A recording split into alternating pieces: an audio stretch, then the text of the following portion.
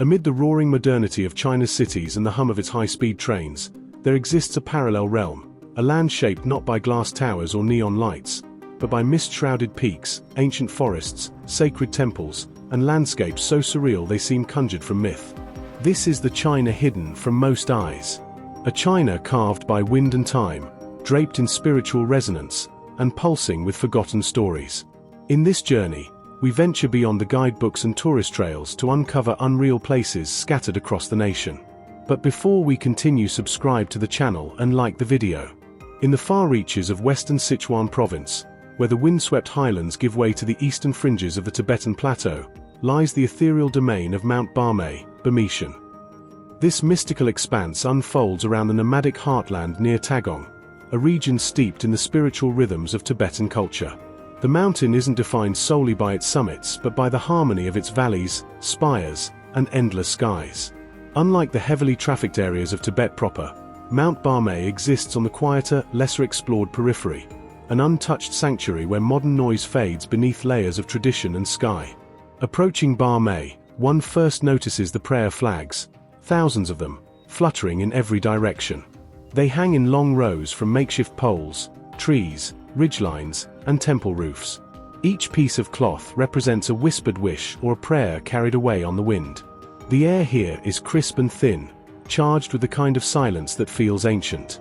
The people are Tibetan in culture and language, their homes built low to the ground with whitewashed walls, stacked stones, and vivid blue trim. The valleys beneath Bamei are immense. Golden grasslands stretch across the basin floor, where yaks graze beneath dramatic cloud banks. In spring and summer, wildflowers add purples and reds to the endless green. The land rolls gently, then suddenly erupts into jagged peaks, some snow-capped even in the warmer months. These snowy fangs stab at the clouds, their silhouettes mirrored in the calm, reflective surfaces of hidden lakes like Yala Lake nearby, considered sacred by the locals. One of the most astonishing features of Bamei's terrain is its contrast. Gentle meadows coexist beside needle-like peaks. Towering white pyramids of rock rise above marshy, flower-filled plains. Ice rivers trickle from the glacier, forming pristine brooks that feed lower-altitude rivers. These headwaters eventually join the mighty Yalong River system, which winds through Sichuan and contributes to the greater Yangtze network. The sky over Mount Bamei is another of its defining qualities. Due to the high elevation and lack of pollution, it displays an almost surreal palette. Daylight floods the landscape in gold and sapphire, but it's during dawn and dusk when the mountains seem to dissolve into myth. The peaks glow pink and violet, mist curls up the ridges, and the prayer flags catch the light like stained glass. Near Tagong, the Tagong Monastery stands as a spiritual anchor for the region. It is one of the most important lamaseries in western Sichuan, affiliated with the Sakya school of Tibetan Buddhism. Inside, butter lamps flicker before richly colored thankas, and monks in crimson robes move silently through the temple corridors. Outside, the hum of chanting sometimes drifts over the hills, mingling with the wind. Traveling further into the wilderness brings visitors to Yala Snow Mountain, also known as Jaralatsa, which some consider a sacred peak within the Bamei region. Its 5,820-meter summit is revered and rarely climbed. Its sheer presence dominates the skyline, and in local belief, it is more than a geological formation. It is an entity, a spirit, a guardian. Pilgrims often perform kora, ritual circumambulation, around the mountain's base, believing that the journey brings merit and spiritual cleansing. Ecologically, Mount Bamei occupies a transitional zone between temperate forest and alpine tundra. Pikas and marmots scurry between rocks. Tibetan antelope, although rare here, occasionally appear in the more desolate areas. The skies are patrolled by lammergeiers and black kites, while snow pigeons flutter in flocks across the valley air. The flora includes juniper bushes, dwarf rhododendrons, and blue poppies, many of which bloom at unlikely altitudes, clinging to life in the shadow of glacier. Despite its raw natural beauty, Bamei is not untouched by the rhythms of human life. Nomadic herders continue to practice seasonal migration, moving their herds between summer and winter pastures. Their black yak hair tents dot the hillsides in warmer months, smoke trailing upward from simple wood stoves. These communities live in intimate connection with the land, observing celestial patterns, seasonal signs, and animal behavior to guide their movements. Their songs and stories are rich with reference to the mountains, winds, spirits, and ancestors. The weather of Mount Barmei reflects the mountain's dual nature, calm and punishing. Sunny mornings can quickly become afternoon blizzards, even in summer. Wind rips across the plateau with a force that seems to demand reverence. Yet between these storms, a stillness descends that makes the entire landscape feel like a dream.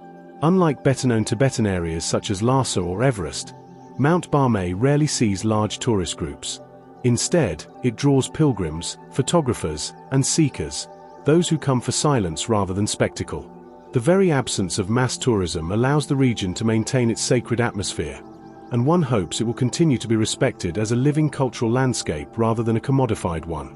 In Barmei, nature, religion, and heritage converge into a seamless whole. There are no real boundaries between landscape and belief, between history and myth. The mountains are alive with meaning. To walk here is to walk through stories passed down by generations of shepherds, monks, and nomads. It is to listen to wind-carried chants and to watch the dance of clouds as if they were spirits speaking across time. In this way, Mount Barmei is not merely unreal, it is hyperreal, existing in a place where the seen and unseen meet in harmony. Far to the east of Sichuan's highlands, deep within the verdant folds of Guangxi province, lies one of China's most otherworldly natural spectacles, Mount Sanqingshan. Recognized as a UNESCO World Heritage Site, this mountain range is a mystical domain sculpted by time and weather into a panorama that appears as though it emerged from the brushstrokes of a fantasy painter. With its soaring granite spires, surreal rock formations, sea of clouds, and deep ties to Taoist philosophy, Sanqingshan, literally Three Pure Ones Mountain, is less a physical place and more a passage into a world that blurs the boundary between earth and heaven. The mountain's name pays homage to the Three Pure Ones, the highest deities in the Taoist pantheon, and this spiritual symbolism is embedded in the mountain's physical structure. The range is made up of three main peaks: Yujing, Jade Pure; Yushu, Jade Void; and Yuhua, Jade Flower, each representing one of the deities. The peaks soar into the mist, their sharp silhouettes often half concealed by drifting fog, giving the impression of floating mountains or hidden palaces in the sky. These natural forms have long inspired mystics, scholars, and pilgrims alike, who believe the mountain is charged with spiritual energy. Sanqingshan's granite landscape is the result of millions of years of tectonic uplift and weathering. What makes it extraordinary is the abundance of bizarrely shaped rocks, cliffs, and needle-thin pillars, many of which appear like animals, humans, deities, or mythical creatures. There's Goddess Watching the Sea, a natural sculpture that resembles a serene woman gazing out into the distance. Python coming out of the mountain, where a massive stone coil seems ready to strike, an oriental goddess, an ethereal monolith resembling a robed woman with flowing hair, which has become one of the mountain's most iconic silhouettes. These shapes aren't named out of whimsy, they're so precise, so visually distinct, that even first-time visitors gasp at their uncanny forms. One of the most awe-inspiring experiences of Mount Sanqingshan is the cloud sea phenomenon, which typically occurs in the early mornings after rain or during seasonal transitions. As the sun rises, thick mists roll through the valleys like waves in slow motion, pooling in basins and caressing the peaks in silken white. The granite pillars pierce this cloud layer like islands adrift on a foggy ocean, producing a scene that evokes Chinese landscape paintings from the Song dynasty. These floating mountains are why Sanqingshan is often likened to the fictitious realm of Pandora from Avatar, though the mountain's surrealism is not digital or imagined but carved by eons of real wind, rain, and time. In tandem with its natural majesty is Sanqingshan's deep spiritual history, anchored in Taoism. This sacred mountain has been a site of pilgrimage and contemplation for centuries. Shrines and temples to the cliffs, many of them clinging to near vertical slopes or nestled within moss-draped forests. Ancient stone stairways wind through the forests and along narrow cliff edges, leading to hidden grottos and mountaintop viewing platforms. Among the most revered sites is the Sanqing Palace, a Taoist temple complex once frequented by alchemists and sages who sought immortality or enlightenment in isolation. Even today, Taoist rituals are occasionally performed in its courtyards, incense wafting through air thick with mist and history. Sanqingshan is also famed for its skywalks and glass-bottom pathways, which have become a pilgrimage of a different kind for modern-day thrill-seekers. The Sunshine Coastline Path, a breathtaking trail that snakes along a cliffside for several kilometers, offers panoramic views of the spire-filled landscape and plunging gorges below. At certain turns, visitors walk on narrow glass bridges suspended over nothing but sheer air and mist. It's an adrenaline-pumping counterpoint to the serenity of the ancient temples, offering a visceral encounter with the mountain's vertical drama. Ecologically, Sanqingshan is a biodiversity hotspot, particularly given its relatively small geographical footprint. More than 2,300 plant species thrive here, ranging from thick forests of Chinese fir, camphor trees, and dwarf bamboo to rare alpine flowers that grow only in this unique climate. Endemic species of orchids bloom in mossy crevices, while mosses and lichens cling to granite walls like green velvet. The animal life is equally rich, including endangered clouded leopards, civet cats, Chinese pangolins, and a diverse array of birds and butterflies that thrive in the mixed subtropical forests. The weather on Mount Sanqingshan shifts rapidly and contributes to its mystical atmosphere. The mountain's high humidity, frequent rainfall, and rapid temperature changes lead to a constant interplay of sun and shadow, rain and light. Rainbows and halos often arc above the spires, and the air is filled with the scents of wet leaves and stone. Summer brings vibrant green and wildflowers. Winter turns the peaks into icy sculptures. The mountain changes color and character with every season, yet always maintains its dreamlike aura. Local legends abound, many of them infused with Taoist cosmology. Stories speak of immortals descending from the sky, sages taming dragons in hidden valleys, or spirits dwelling within the stones themselves. One tale tells of a hermit who vanished into the clouds and was never seen again, believed to have transcended into a higher plane through meditation. Whether or not these stories are believed in a literal sense, they deeply inform how the landscape is seen, not just as a geological structure, but as a living, breathing entity imbued with consciousness. Getting to Sanqingshan involves travel through winding mountain roads from towns like Shangrao or Yushan, and then ascending via cable car into the heart of the peaks. As one rises, the forest thickens, the air cools, and the first strange rock forms begin to emerge like sentinels. By the time the cable car reaches its summit station, visitors find themselves in an elevated world disconnected from the noise of the world below. What makes Mount Sanqingshan particularly unreal is not just its physical features, but how fully it immerses the visitor in a multisensory and spiritual experience. The shapes, the fog, the silence, the distant echo of chants, the sudden clearing of mist to reveal a spire like a dagger against the sky. These moments don't just impress, they transform. It is a place that demands reverence, that whispers rather than shouts, and whose beauty is so layered, so elemental, that it stays with you long after you descend its cliffs. In the final impression, Sanqingshan is a meeting point of earth and heaven, body and spirit, past and present. It feels less like visiting a mountain and more like walking through a breathing canvas painted by ancient winds. The illusion here is that it might be imaginary, so wondrous is the sight, but everything, from the whispering pines to the silent spires, is exquisitely, impossibly real. On the remote flanks of one of China's most sacred mountains, far from the bustling pilgrimage routes and golden roof temples that crown the summit, the lesser slopes of Mount Amei reveal a different side of this legendary peak, one steeped in ancient quietude, tangled bamboo groves, and the persistent murmur of wind and water. While the main summit of Mount Amei, Mangshan, in Sichuan is famous across the world for its vast monasteries, panoramic views above the clouds, and golden statue of Samantabhadra shimmering at the peak, the lesser-traveled lower slopes offer a much more introspective and mysterious experience. Here, one does not ascend toward grandeur but descends into subtlety, into the secret heart of a living, breathing mountain. These lesser slopes are not defined by elevation but by immersion. Instead of vertical drama, they offer horizontal richness, layers upon layers of forest, shrine, trail, and silence. Mist clings to the undergrowth, not as a spectacle but as a constant presence, softening the world and muting even the sound of footsteps. Narrow stone paths, many dating back hundreds, even thousands of years, snake through towering bamboo forests and moss-covered ridges. It is a landscape of shadows and emerald light, where trees bow gently in the breeze and time feels thick and still. Wandering here feels like entering a world apart. These trails are barely marked, known more by monks, hermits, and local villagers than by tourists. The air is thick with moisture and the scent of earth and leaf decay. Birdsong punctuates the silence, joined occasionally by the faint rustle of small animals moving unseen.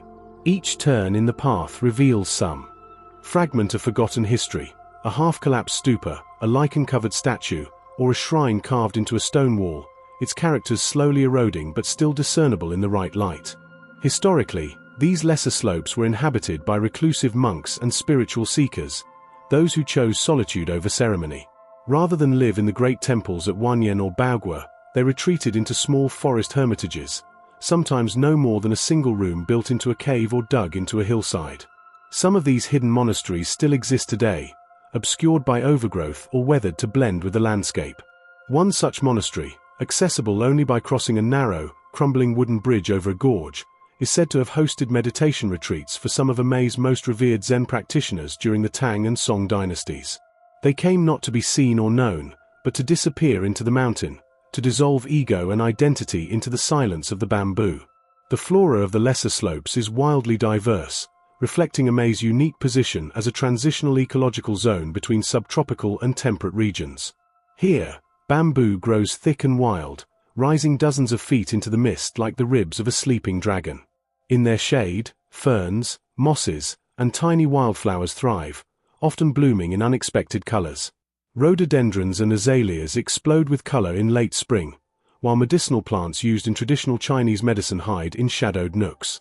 The sheer density of vegetation creates a living tunnel effect, where the forest seems to breathe, exhaling mist and perfume in equal measure.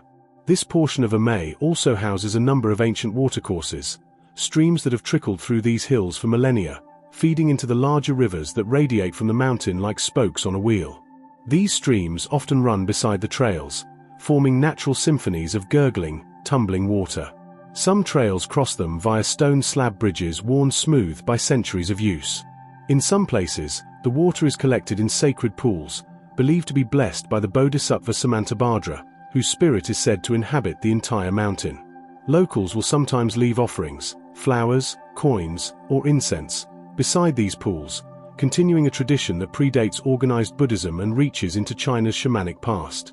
The weather on the lesser slopes is both enchanting and disorienting. The low elevation does not protect from the mountain's volatile nature. One moment, the forest is bathed in golden light, with rays streaming between stalks of bamboo. The next, the world disappears into a dense, wet fog. Rain falls often and unexpectedly, sometimes in brief, misty drizzles, sometimes in torrential outbursts that flood paths and create temporary waterfalls. But even in the wettest weather, the place is serene, as if the mountain itself is washing clean not just the earth, but the thoughts of those who walk it. Unlike the more developed summit region, with its cable cars and souvenir stands, the lesser slopes remain remarkably untouched by commercial tourism. Here, one may walk for hours or even days without encountering another soul. The only signs of humanity might be the distant chime of a prayer bell from a mountainside chapel or the echo of a wooden gong struck during evening meditation. These are sounds that do not disturb the silence but rather deepen it, anchoring the listener to something older and slower than modern life can usually permit. Perhaps the greatest power of these lesser slopes lies in their emotional and spiritual gravity. There is something deeply humbling in walking paths so old that the forest has begun to reclaim them, in brushing aside branches that may not have been moved in years, in arriving at a forgotten shrine and realizing that no one knows your name and no one ever will. These are trails meant for inward journeys as much as outward ones. Many Taoist sages believed that the soul requires wilderness, not as escape, but as mirror. On these slopes, the ego is gently stripped away, not in confrontation but in quiet dissolution. One tale passed down in the oral traditions of Amei speaks of a monk who meditated in a cave on the southern slope for 50 years, never speaking, eating only what grew around him. When villagers finally went to seek him out, they found the cave empty, but the walls bore etchings of Sanskrit mantras so precise, so intricate, that they seemed painted by divine hand. Whether true or not, stories like this speak to the mythic quality that permeates these hills. The lesser slopes of Mount Amei are not about spectacle, but about essence, the distilled heart of spiritual China, alive in each droplet of mist, each fallen leaf, each breath drawn in silence. To journey here is not merely to visit a remote part of a sacred mountain. It is to step into a living text, one written in stone and water, wind and silence. It's a return to a state of primal stillness, to a place where nature and divinity speak without words. In a world that moves ever faster, these forgotten paths offer something priceless, the unhurried wisdom of trees, and the long, slow breath of the earth itself. Tucked into the quiet northwestern corner of Fujian province, away from the noise of cityscapes and tourist masses, lies a geological marvel as ancient as it is surreal, the Mount Taining Danxia peaks. Here, the land erupts not in jagged alpine drama or snow-draped grandeur, but in vivid red cliffs, stone corridors, and vertical walls that glow with a quiet intensity beneath the shifting skies. These red sandstone mountains, sculpted by millions of years of wind and water erosion, form one of the most visually striking and otherworldly landscapes in all of China. A dreamscape of sheer cliffs, deep gorges, and lush forested basins that seems to belong more to the imagination than the material world. Mount Taining is part of the broader Danxia landform system, a distinctive type of geomorphology found only in China, characterized by steep red sandstone cliffs formed through a combination of tectonic uplift and centuries of slow erosion. Unlike the towering peaks of western China, the Danxia Mountains are marked by their rounded, smooth-sided ridges, almost as if molded by human hands, their surfaces polished by millennia of wind, rain, and biological growth. In the case of Taining, these forms take on monumental dimensions. Red stone ridges stretch in unbroken walls for hundreds of meters, resembling the battlements of some ancient fortress. Others rise like massive book spines, their layered strata exposed in perfect symmetry, revealing the long story of the earth etched into stone. What truly distinguishes the Taining Danxia peaks from other Danxia formations is their ecological harmony. Whereas some Danxia sites are arid and stark, Taining exists in a subtropical forest zone, and so its red cliffs rise not from barren deserts but from emerald valleys brimming with rivers, bamboo groves, and tangled deciduous forest. This contrast, flaming cliffs erupting from verdant hollows, creates a visual tension that is both painterly and primeval. Mist often hangs low in the early morning, weaving between the stone sentinels and giving the landscape an air of meditative mystery. The heart of the region is Mount Jinhu, Golden Lake Mountain, where sheer walls enclose a large basin of calm water known as Golden Lake. The lake itself, fed by winding rivers and runoff from the cliffs, reflects the red stone and forest like a flawless mirror on still days. Boat tours drift slowly across its surface, revealing hidden caves, waterfalls, and overhanging stone ledges that feel like portals into forgotten worlds. One particular cliff, known as Dujinhu Cliff, towers over the lake in a vertical ascent that defies logic.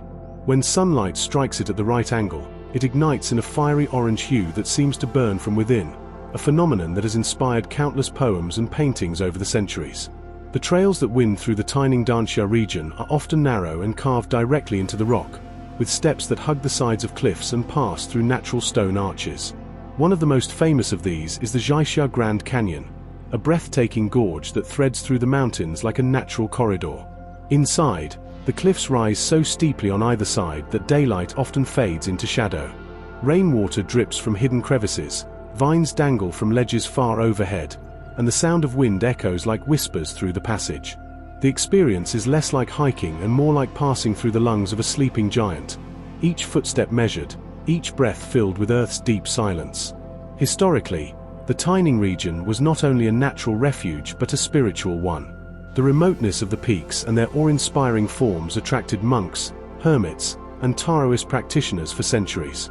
Scattered throughout the region are abandoned temples and meditation caves, many of which are nearly invisible unless one knows where to look. In one particularly secluded alcove near the Shiraishi River, a tiny stone shrine rests beneath an overhanging cliff.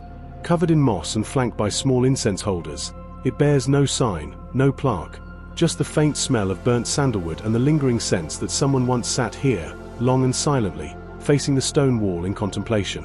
One cannot separate the colors of Taining from its emotional impact. The red sandstone glows differently depending on the time of day. Soft rose hues at dawn, bright orange under midday sun, and deep crimson by twilight. During the autumn months, the surrounding forests turn golden and auburn, blending perfectly with the cliffs until the line between rock and leaf seems to vanish. And when the first misty rains of spring begin to fall, the cliffs darken with moisture, taking on the look of raw, breathing flesh, alive, ancient, and powerful. Ecologically, the area is home to a rich variety of plant and animal species. The cliffs harbor hardy lichens and mosses, while the forest floor below teems with orchids, wild ginger, and camphor trees. Birds are especially abundant here: kingfishers, red-billed blue magpies, and eagles all make their homes among the ledges and valleys. Reptiles and amphibians thrive in the damp shadows of the gorges, and the streams host fish that have evolved to survive in the unique conditions of the sandstone-filtered waters. Culturally, the tiny Danxia peaks have become a source of pride for the local people, many of whom still live in ancient villages scattered at the base of the mountains. These communities, built from timber and clay, maintain traditional Fujian architecture, wooden balconies, carved eaves, and sloped tiled roofs. Local festivals often include dragon dances, ancestral rituals, and traditional mountain songs, echoing the region's deep-rooted connection to nature and the land. Unlike more commercialized destinations, Mount Taining retains a sense of untouched dignity. Though recognized by UNESCO for its geological and cultural value, it has resisted the kind of overdevelopment that plagues some other natural wonders in China. Most infrastructure is built with respect to the terrain: wooden platforms, small eco-lodges, and guided boat tours that operate within strict environmental guidelines. It is a place where the ancient breath of the earth still moves freely, where red cliffs remember storms older than civilization, and where the silence is so deep, it becomes a companion rather than an absence. Ultimately, what makes the Mount Taining Danxia peaks so unreal is not only their shape or color, but their ability to induce a kind of quiet awe.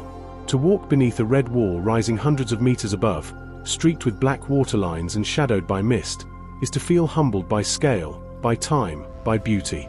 To float across a still lake reflecting stone and sky is to understand that nature creates not just environments, but emotions, memories, and myths. In Taining, the cliffs don't just stand, they speak. And what they say, softly but powerfully, is that the world still holds places where the imagination can walk freely, not in fiction, but in stone and forest and sky. In the southern reaches of Yun Province, far from the glistening skyscrapers of Changsha or the mythic sandstone pillars of Zhangjiajie, lies a mountain of haunting silence and hushed resilience, Mount Mangshan.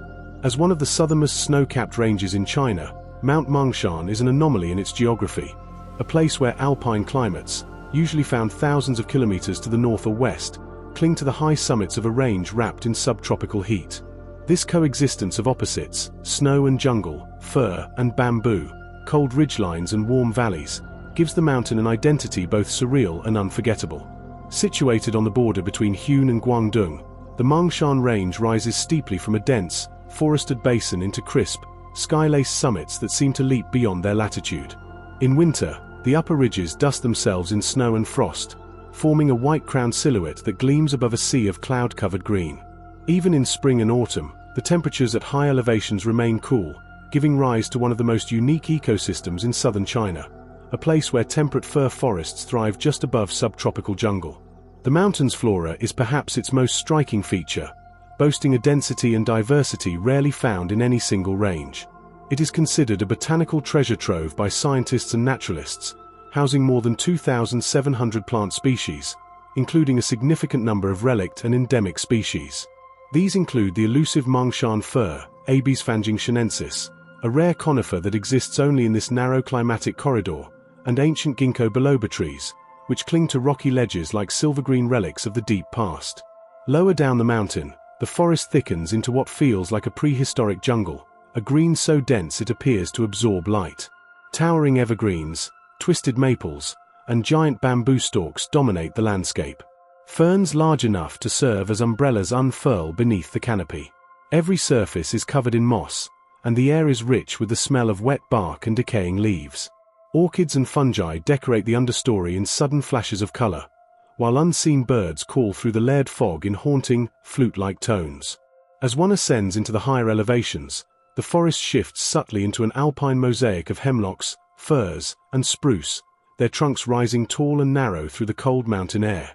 In winter, these groves become cathedrals of frost, branches heavy with snow, ground softened by ice crystals, and wind keening through the treetops with a voice that seems older than memory.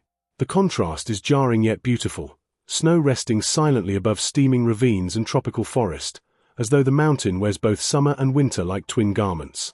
But Mount Mangshan is not just a botanical paradise, it is hydrologically stunning, crisscrossed by a network of ravines, gorges, and fast-flowing rivers that crash through stone corridors and leap over cliffs in cascading waterfalls. These ravines are not mere geological features, they are arteries of sound and motion, bringing life to every layer of the Ecosystem. Water tumbles over mossy boulders, cutting deep grooves through the mountain, forming emerald pools and hidden glades where mist gathers and light fragments through the trees. Among the most famous of these natural features is the Mangshan Grand Canyon, a dramatic chasm carved over millennia by glacial melt and seasonal rains. Its sheer cliffs, some more than 300 meters tall, are streaked with veins of quartz and iron, their colors ranging from deep rust red to silvery blue. Narrow footbridges span its depths, offering dizzying views of the forest canopy below. Inside the canyon, the temperature drops abruptly, and the air becomes still and rich with moisture, fostering the growth of mosses that cover every surface like velvet. Equally remarkable is the Baiyun waterfall, a towering, multi-tiered cascade that appears like a silver ribbon unspooling from the mountain's shoulder. In summer, the waterfall crashes with immense force, its voice audible from miles away. In winter, it partially freezes, its edges crystallizing into dagger-like icicles that glint in the pale light. Locals say the waterfall has a spiritual aura, often enveloped in mist that forms strange halos and rainbows, an illusion that lends it the nickname the Veil of Heaven. Wildlife in Mount Mangshan is elusive but richly present. The range is part of the Mangshan National Nature Reserve, a protected area established to safeguard its unique biodiversity. It is one of the last refuges of the Mangshan pit viper, a stunningly green, venomous snake endemic to the area and considered critically endangered. It is also home to civet cats, masked palm civets, golden pheasants, and the shy but magnificent clouded leopard, which has occasionally been captured on remote camera traps. Perhaps most intriguing is the Mangshan horned toad, an amphibian so well camouflaged against the leaf litter that it is nearly invisible unless it moves. Each of these species plays its part in the fragile dance of the mountain's ecosystem, surviving through the rhythms of rainfall, fog, and temperature that define life at this geographical crossroads. Despite its ecological richness, Mount Mangshan remains relatively unknown to international travelers, though it's deeply revered by Chinese nature lovers and hikers who come seeking solitude and immersion rather than spectacle. The remoteness of the region and the ruggedness of its terrain have helped protect it from the kind of mass tourism seen in more famous sites. Most paths through the reserve are narrow, unpaved, and minimally developed, relying on traditional stone steps or wooden bridges. While there are visitor centers and a few simple eco-lodges in the surrounding towns, much of the mountain must still be explored on foot, in silence, and with patience. The weather on Mount Mangshan is as varied as its elevation. In the lower forests, humidity lingers like a second skin, and fog drapes the trees in a constant veil. Higher up, sudden winds whistle through the conifers, and snow may fall even when plum blossoms are blooming in the valleys below. Rain is frequent and often unannounced, sweeping through in gusts that soak the earth and give the forest its otherworldly sheen. Sunlight, when it breaks through, comes in long shafts that pierce the mist and make the leaves sparkle like glass.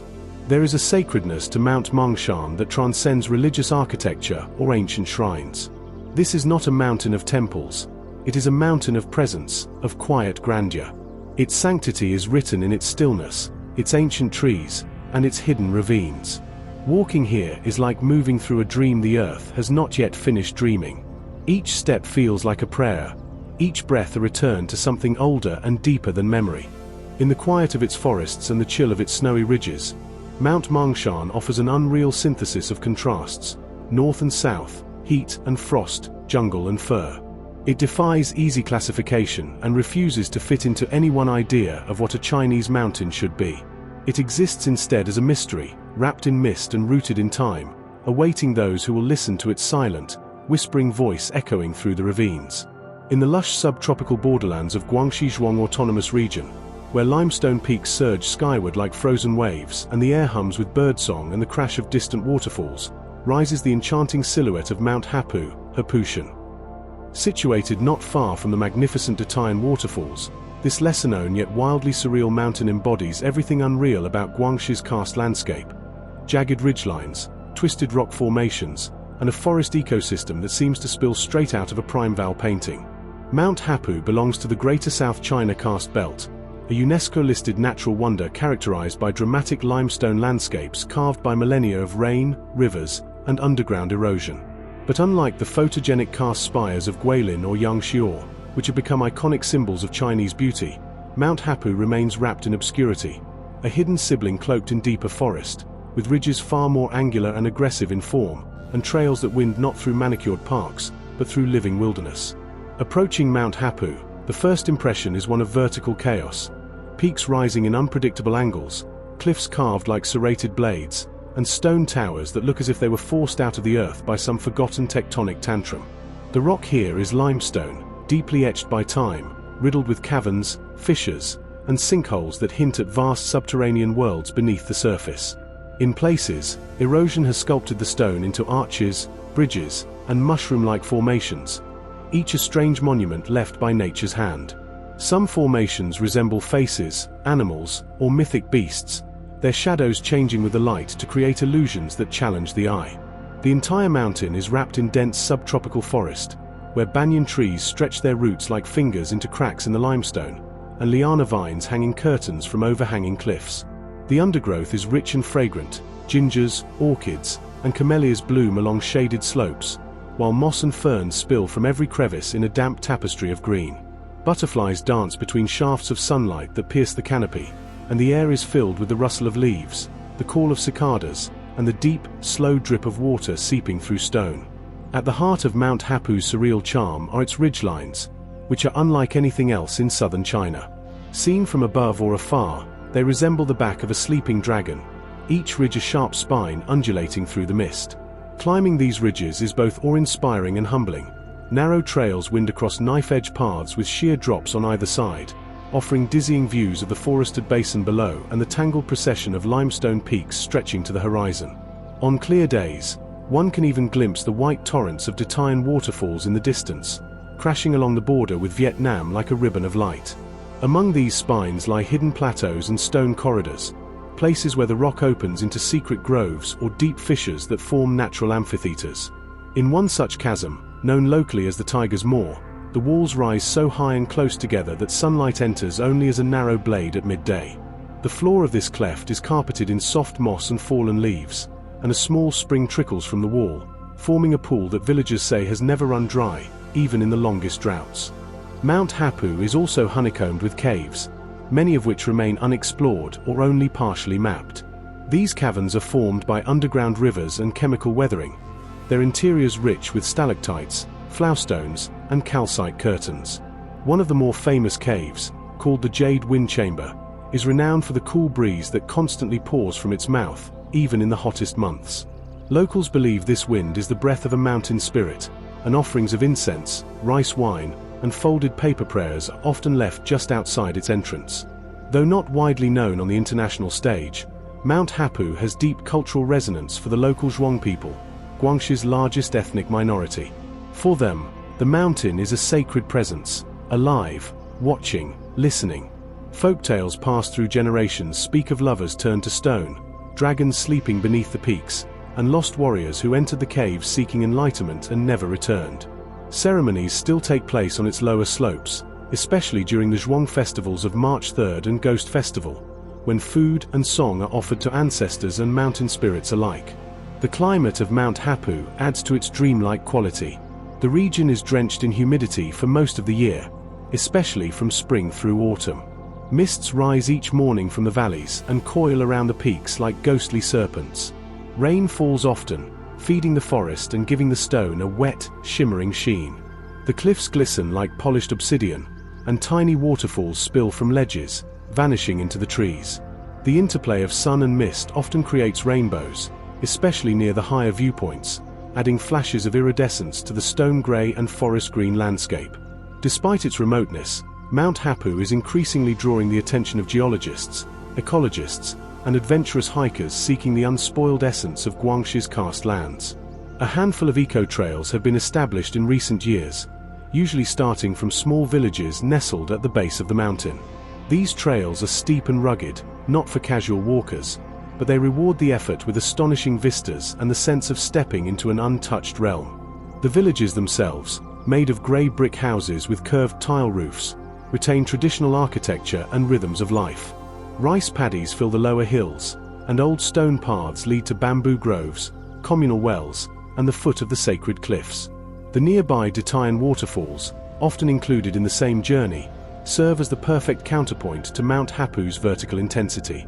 While the waterfalls roar with elemental force, Mount Hapu is a mountain of silence and forms, its power resting in stillness, in shape, in shadow.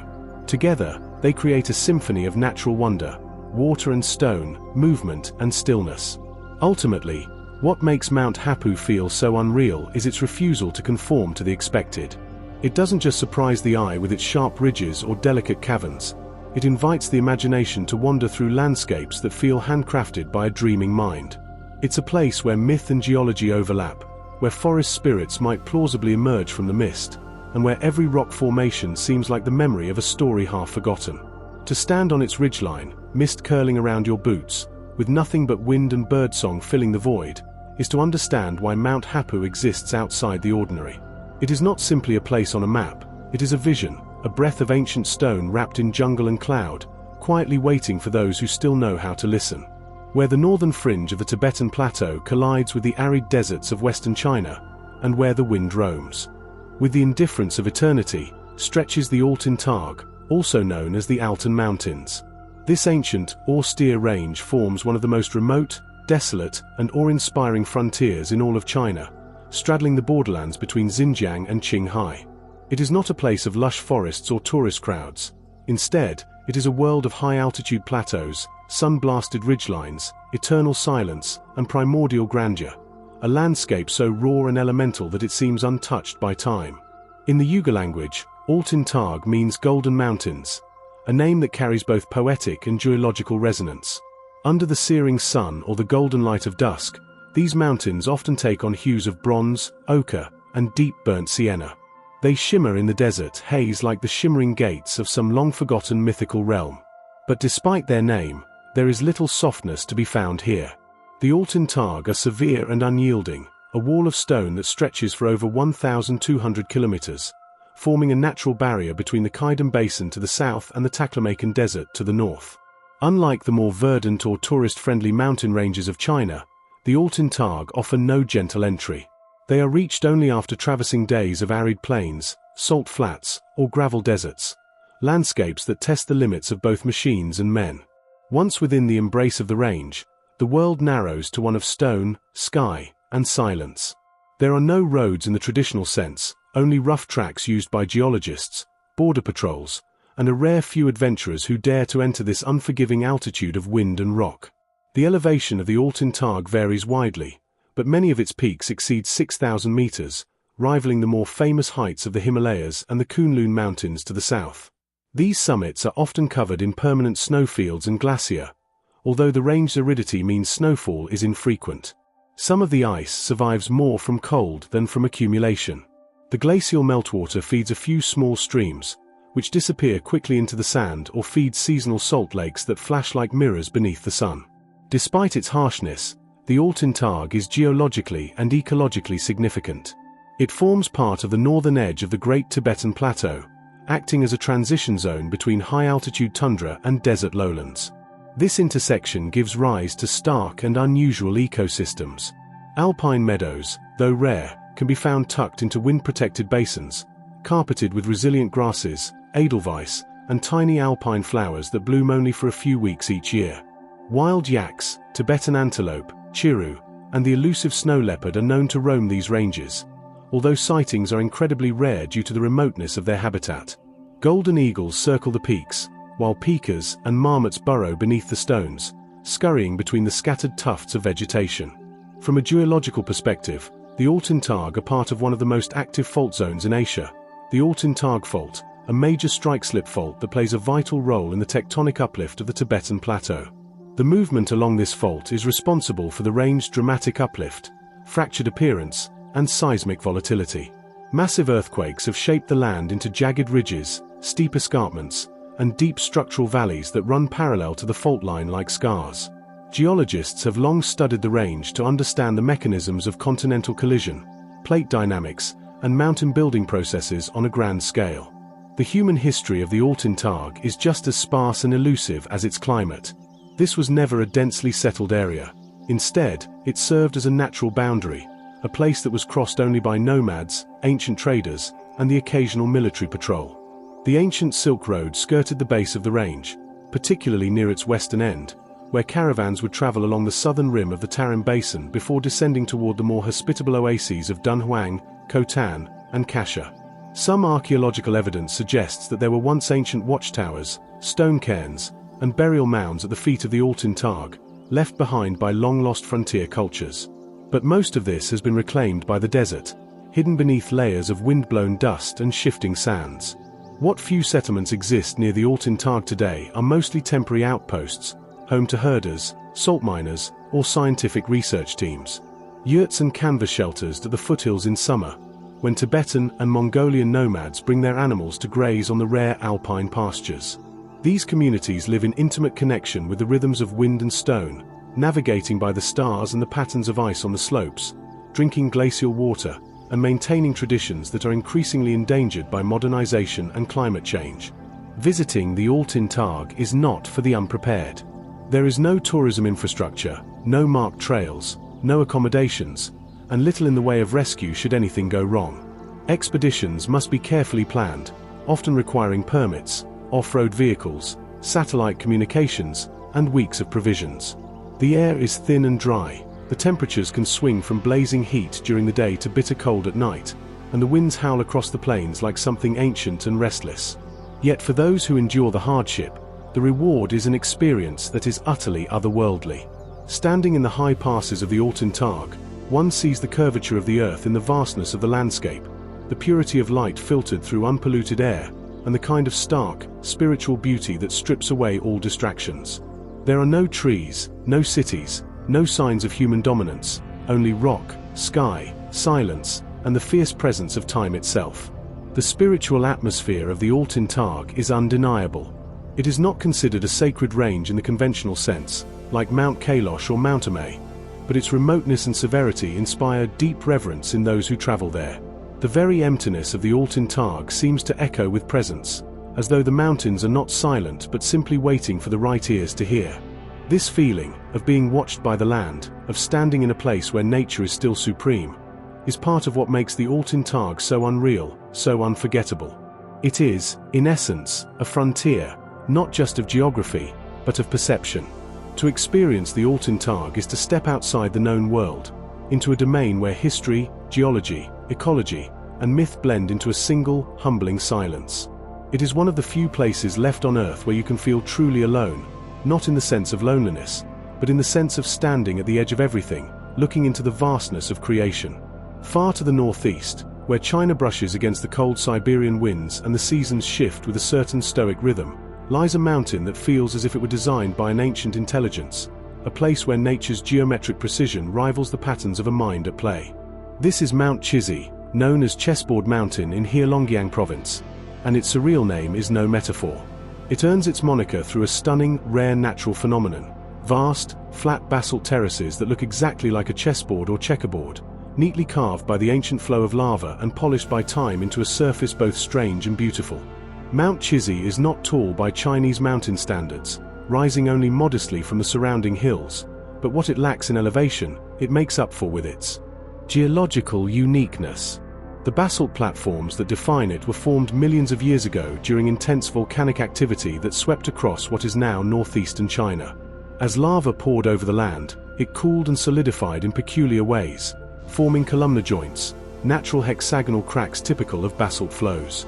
But here, the flow fractured not just vertically, but horizontally as well, creating an immense natural floor of almost square-shaped stone blocks, like tiles carefully set into place by some ancient hand. These chessboard stones are startling in their uniformity, some measuring a meter or more in width and set in nearly perfect alignment. To walk across them is to feel as if one is wandering through a forgotten temple, the floor worn smooth by centuries of silence and forest mist.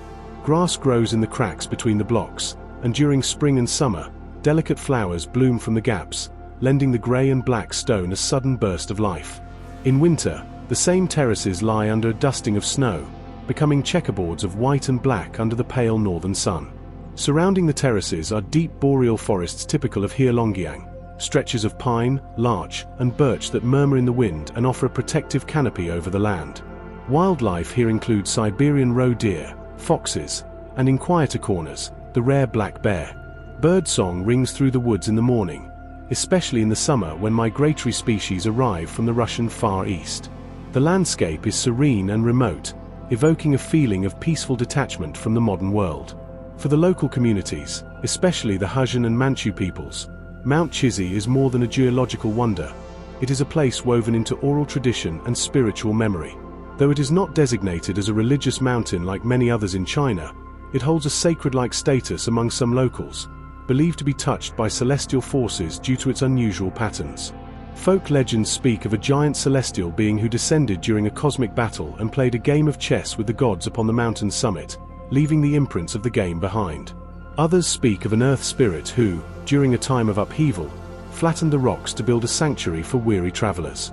In recent decades, the Chinese government has recognized the scientific and aesthetic value of Mount Chizhi, though it remains far less visited than other mountains in the south or west. A protected scenic area has been established around its most striking basalt formations, with wooden walkways and observation platforms discreetly installed to allow visitors access without damaging the fragile terrain. Still, tourism is light here, and on most days, one can walk the chessboard stones alone, surrounded only by wind, forest, and the echoing footfalls on stone. Geologically, the formation is an important study site for understanding volcanic flow patterns in continental flood basalt provinces. Scientists who have studied the site often compare it to similar formations in Iceland, Northern Ireland, such as the Giant's Causeway, or the Columbia Plateau in the United States. However, what sets Mount Chizhi apart is the unusual horizontality of its features. Where most basalt columns are vertical and appear as cliffs or hexagonal towers, the formations here are laid flat, like the top of a sunken structure exposed to sky. This inversion makes it not only an aesthetic oddity but a scientific one too, raising questions about the pressure conditions, cooling rates, and crustal interactions that led to its formation. Photographers and artists are increasingly drawn to the mountain, especially during the golden hours of dawn and dusk. When the sun is low on the horizon, the shadows of the forest stretch long over the stone grid, casting a natural chiaroscuro of sharp edges and warm light. On misty mornings, the scene becomes almost surreal, a chessboard floating through a sea of fog, as though nature itself were playing a game between the ephemeral and the eternal. In terms of seasonal experience, autumn is perhaps the most visually stunning time to visit. The trees explode into a riot of oranges, reds, and golds, framing the slate-grey terraces with a palette of fire. In these months, the forest floor rustles with fallen leaves and the entire mountain seems lit from within. It is during this time that one most feels the unreal quality of Mount Chizhi, the sense that this is not merely a mountain, but a memory carved into the land, a coded message from the earth's deep past whispered through the geometry of stone. And yet, despite its beauty, Mount Chizhi remains largely unknown outside of Heilongjiang. It is one of the hidden masterpieces of China's vast and varied natural world, a place that reminds us that grandeur can take many forms. It does not require snow-capped peaks, sacred temples, or dramatic gorges. Sometimes, all it takes is stone, symmetry, and silence, and the patience to let nature reveal its quiet genius. Mount Chizhi is not loud in its majesty. It whispers. But in that whisper is a profound mystery, a game played across millennia, and a testament to the artistry of geological time. Rising gently from the coastline of Guangdong province and gazing out over the shimmering blue expanse of the South China Sea, Mount Guanyin, is more than just a coastal hill. It is a place where landscape and legend meet in a breathtaking union of faith, form, and natural elegance. Named after Guanyin, the Bodhisattva of compassion, the mountain is revered not only for its serene coastal vistas but for its spiritual resonance, as the contours of its peak are said to resemble the gentle outline of Guanyin herself, seated in eternal meditation or gazing down with kindness over the people and sea below. Located in Dongguan, a bustling city between Guangzhou and Shenzhen, Mount Guanyin offers an immediate contrast to the urban pulse that surrounds it. As one ascends from the city's outer edges toward the slopes, the high-rises fade, replaced by lush subtropical vegetation, birdsong, and the rhythmic whisper of wind through ancient trees. The air becomes heavy with the scent of pine, camphor, and ocean salt, an aromatic blend that defines the unique identity of this coastal sanctuary. Though the mountain is modest in height, its spiritual and cultural significance towers above many taller ranges. Mount Guanyin has been a place of Buddhist worship and Taoist practice for centuries, and today it is one of the most visited pilgrimage destinations in southern China. But unlike the crowded grandeur of Mount Amei or Mount Wutai, Guanxinshan retains a gentle intimacy, a sense that one walks not among gods but in the comforting presence of a maternal spirit. At the heart of the mountain stands the Guanyin Temple, a sprawling yet elegantly designed complex that sits nestled partway up the slope, flanked by incense pines and stone lanterns. Built in a style that echoes Song dynasty architecture, the temple is a haven of carved wooden eaves, golden statues, and echoing bell towers. The central shrine features a towering statue of Guanyin, her expression serene and distant, one palm raised in blessing, the other resting on her knee. Pilgrims flock here throughout the year, particularly during Guanyin's birthday on the 19th day of the second lunar month, when chants and incense fill the mountain air and the temple's pulse with color and devotion. Beyond the main temple, the mountain is laced with winding stone trails and hidden shrines, many of which are carved directly into the rock face. Some feature miniature grottos where small offerings of fruit and folded prayer papers are left. Others open up to platforms with panoramic views of the South China Sea, where cargo ships drift slowly across the horizon like ghosts of another world. On especially clear days, the coastline shimmers like glass, and the air seems to carry a sense of timelessness, as though nothing that happens in the city below could ever disturb the peace atop the mountain. But it is the natural profile of the mountain itself that truly sets it apart. Locals and visitors alike speak of a moment during the climb, particularly when approaching from the eastern trail, when the shape of the mountain suddenly becomes clear, a reclining form that mirrors the classic iconography of Guanyin seated in meditation, her robe suggested by the gentle undulations of the hills, her head formed by a round, soft summit, crowned with a thin stand of trees like an offering of wildflowers. Whether by coincidence of geology or divine shaping of stone, the effect is profound. It's not just a place named for Guanyin, it is Guanyin, manifested in landform, watching over the sea and those who travel it. Because of its proximity to the coast, Mount Guanyin also plays host to a rich biodiversity that thrives in the humid, ocean-fed microclimate. The mountain is home to a variety of tropical and subtropical plant species, from banyan and magnolia to rare medicinal herbs often harvested, under regulation, by traditional practitioners. Butterflies in brilliant hues flit through the underbrush, and at dusk, one can sometimes see eagles gliding from the upper ridges, riding the thermals out toward the open ocean. The forest here is dense but not oppressive, a tangle of green occasionally broken by the glint of stone steps or a burst of color from blooming rhododendrons. In recent years, efforts have been made to preserve and protect the integrity of Mount Guanyin, balancing its spiritual importance with its ecological value.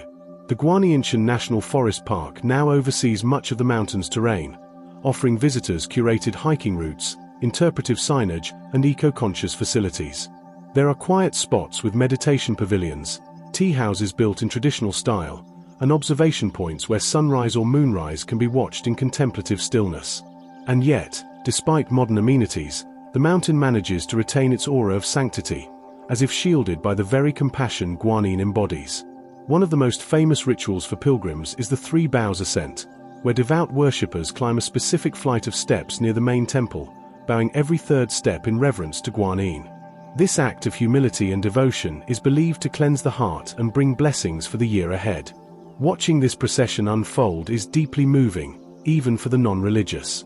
The sound of bells, the scent of incense, and the quiet determination of those making the climb combine into something more than tradition. It becomes a kind of living prayer, stitched into the land. Photographers and spiritual seekers alike are drawn to Mount Guanyin at sunrise and twilight, when the sky turns to fire and the sea reflects its hues. The outline of the mountain seems to glow during these hours, and the form of Guanyin becomes even more pronounced, as if lit from within by the compassion she represents. In these moments, Guanxinshan transcends its form as a mountain and becomes what all sacred places aspire to be: a mirror to the soul, a refuge from noise, and a reminder that mercy, beauty, and silence still hold power in a chaotic world. Though less famous than many of China's sacred peaks, Mount Guanyin's quiet grace and deeply human spirituality give it a presence that lingers in memory. It's not just a place to see, it's a place to feel, to pause, and perhaps, to heal. Shrouded in perpetual mist and mystery, nestled between the borderlands of Jiangxi and Hune provinces, Mount Jinggangshan, rises like a solemn sentinel over the cradle of a nation's transformation. Here, the soft silhouettes of dramatic ridgelines sweep across the horizon in layers of grey, blue, and green, and the humid mountain air carries both the scent of pine and the weight of memory. This is not merely a mountain range, it is the cradle of the Chinese Revolution, a place where landscape and legacy are inseparably entwined, where each cliff and cave seems to echo with the footsteps of history. Mount Jinggang is one of the most emotionally charged and symbolically potent mountain ranges in all of China. It is not only celebrated for its natural beauty, with its misty peaks, cascading waterfalls, and forest-cloaked valleys, but for the pivotal role it played during the early days of the communist movement. It was here, in 1927, that Mao Zedong, having led a failed uprising in Hunan, retreated into the mountains to regroup, rethink, and reimagine what revolution in China could be. In the deeply forested valleys and hidden ravines of Jinggangshan, he would eventually join forces with Zhu De, and together they would forge what would become the Red Army, the seed from which the People's Liberation Army would later grow. But before it was politicized, Jinggangshan was a land of profound natural splendor and cultural seclusion.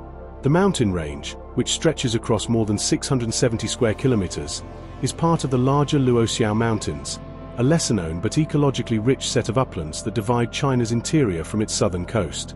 The terrain is rugged and unpredictable. Limestone cliffs plunge into river-carved gorges, ferns and bamboo cover the lower slopes, and evergreens cling to the high ridges, often enveloped in a shifting veil of fog that can roll in like a tide and disappear just as suddenly, revealing new perspectives with each passing hour. This moist, highland microclimate nourishes a rich variety of plant and animal life, including clouded leopards, macaques, golden pheasants, and even the elusive Chinese giant salamander in the colder, shaded creeks. But more than the wildlife, it's the sense of isolation, the inaccessibility that once made the region a natural fortress, that gives Jinggangshan its unique personality. Even now, though connected by modern roads and celebrated in patriotic tourism campaigns, there are still remote corners of the mountain that feel untouched, as though time itself slowed here, allowing both nature and ideology to take deep root. The revolutionary legacy is impossible to ignore, and rightly so. Dozens of historic sites and monuments are scattered across the landscape. At the center is the Jinggangshan Revolutionary Museum, a somber, richly detailed institution where original artifacts, photographs, and documents tell the story of the guerrilla struggle, the rural base building, and the long years of hardship that preceded ultimate victory.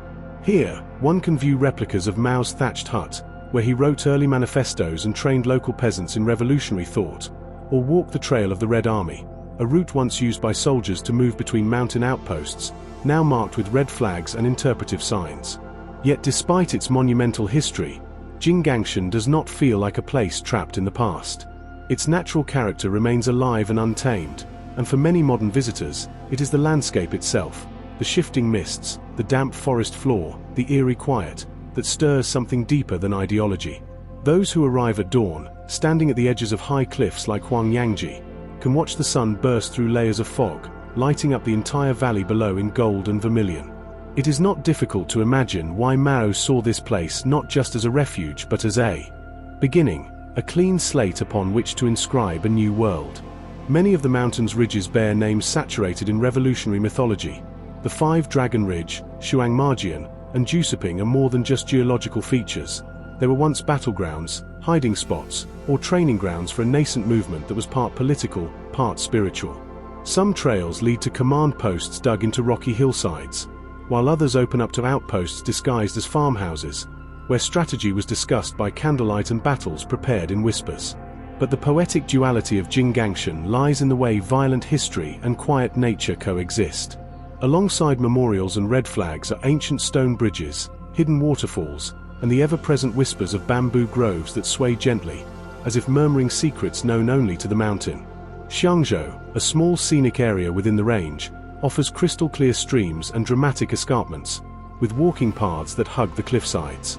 The Longtan waterfall, plunging in tiers through thick forest, adds a softer element to a landscape often defined by its ideological past. The local culture is equally nuanced. Ethnic Hakka communities populate the villages around Jinggangshan, living in traditional round-earth buildings, Chulu, and maintaining a lifestyle that balances rural tradition with modern national symbolism. The people here have become stewards of two identities, guardians of both their regional heritage and the revolutionary legacy they were born into. Festivals here often combine local folk rituals with military-style commemorations, a strange but sincere fusion that reflects the deep layers of Jinggangshan's identity. For the Chinese public, especially younger generations visiting on red tourism pilgrimages, the mountain has become a living classroom, a place where patriotic education meets the sublimity of the natural world.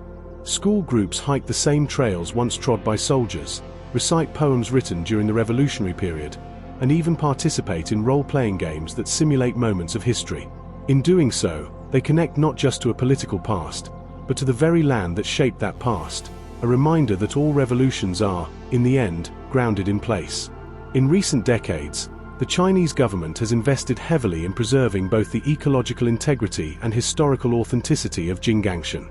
Conservation efforts focus on protecting the pristine forests and endemic species, while tourism initiatives work to channel the growing influx of visitors through managed, sustainable routes. There are now eco-lodges, guided treks, and educational centers, all designed to ensure that Guangxi remains not just a monument to what was, but a vital, breathing landscape that continues to inspire. To visit Mount Jinggang is to walk in the shadow of giants, not just political icons, but the towering ridges and cloud-wreathed peaks that define this part of China. It is to hear the whisper of wind through pine trees, the echo of footsteps down hidden forest trails, and the distant murmur of waterfalls descending through time. It is to feel the weight of legacy in stone and soil alike. Guangxi does not scream its significance. It speaks softly, but with conviction, a place where past and present, revolution and reverence, converge in the form of a mountain. In the soft rolling hills of Gansu province, where the dry loess earth gives way to mist-covered forests and limestone ridges, rises one of the most hauntingly beautiful cultural monuments in all of China, Mount Maijishan. Unlike towering snow-capped peaks or jagged karst spires, Maijishan is a more modestly sized formation, but it commands reverence through something far more enduring than sheer height, 1,000 years of sacred artistry carved directly into the mountain's face. Standing at approximately 142 meters tall, Maijishan, which translates to Wheat Stack Mountain due to its rounded, stack-like silhouette, is best known as the site of the Maijishan grottos, an astonishing network of over 200 caves, more than 7,000 Buddha sculptures, and 1,000 square meters of murals, all intricately etched and painted into the sheer vertical cliff.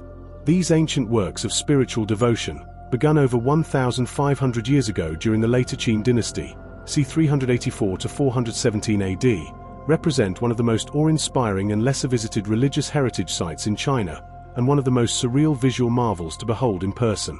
The mountain rises abruptly out of the surrounding subtropical forest, a rich ecological pocket where cypress, pine, fir, and bamboo thrive. This environment, part of the Qinling Daba biodiversity corridor, acts as a natural buffer for the grottos, protecting them from the harshest northern winds and allowing a unique blend of flora and fauna to persist. The view from afar is mesmerizing, a giant ochre-colored mound pierced by dozens of small, square cave entrances, and crisscrossed by a vertigo-inducing network of wooden and stone walkways, staircases, and platforms, clinging precariously to the cliff face. Walking along these elevated paths, often with little more than a guardrail separating you from a sheer drop, gives the distinct feeling of stepping into a vertical monastery. Each cave opens like a secret doorway into another world. Some are no larger than closets, sheltering a single-seated Buddha wrapped in centuries-old pigment and shadow. Others are vast, echoing chambers, where rows of bodhisattvas, arhats, guardians, and celestial beings gaze solemnly from high alcoves, their expressions frozen in time yet somehow alive. The sculptures range in scale from a few centimeters to over 15 meters tall, with some towering statues like the giant-seated Buddha in Cave 133 dominating the space with tranquil authority. Crafted from clay, stone, and wood, many were originally coated in vibrant mineral paints, azure blues, cinnabar reds, gold leaf accents, that, despite the passage of time, still shimmer faintly in the right light. The eyes of these figures, in particular, are striking. Some look inward in deep meditation, others outward with a subtle smile or stoic grace, their gaze unbroken for centuries, even as dynasties rose and fell outside their sacred refuge. Maijishan is often compared to the Moguro caves in Dunhuang or the Yungang grottos in Shaanxi, but it is distinct in several ways. While those cave systems are primarily cut horizontally into desert cliffs, Maijishan's layout is vertical, almost labyrinthine, with steep stairways spiraling along the face of the mountain, connecting chambers and niches at dizzying heights. The result is less of a static museum and more of a three-dimensional pilgrimage route, one where the physical act of climbing becomes a spiritual journey in itself, each step lifting the soul closer to enlightenment.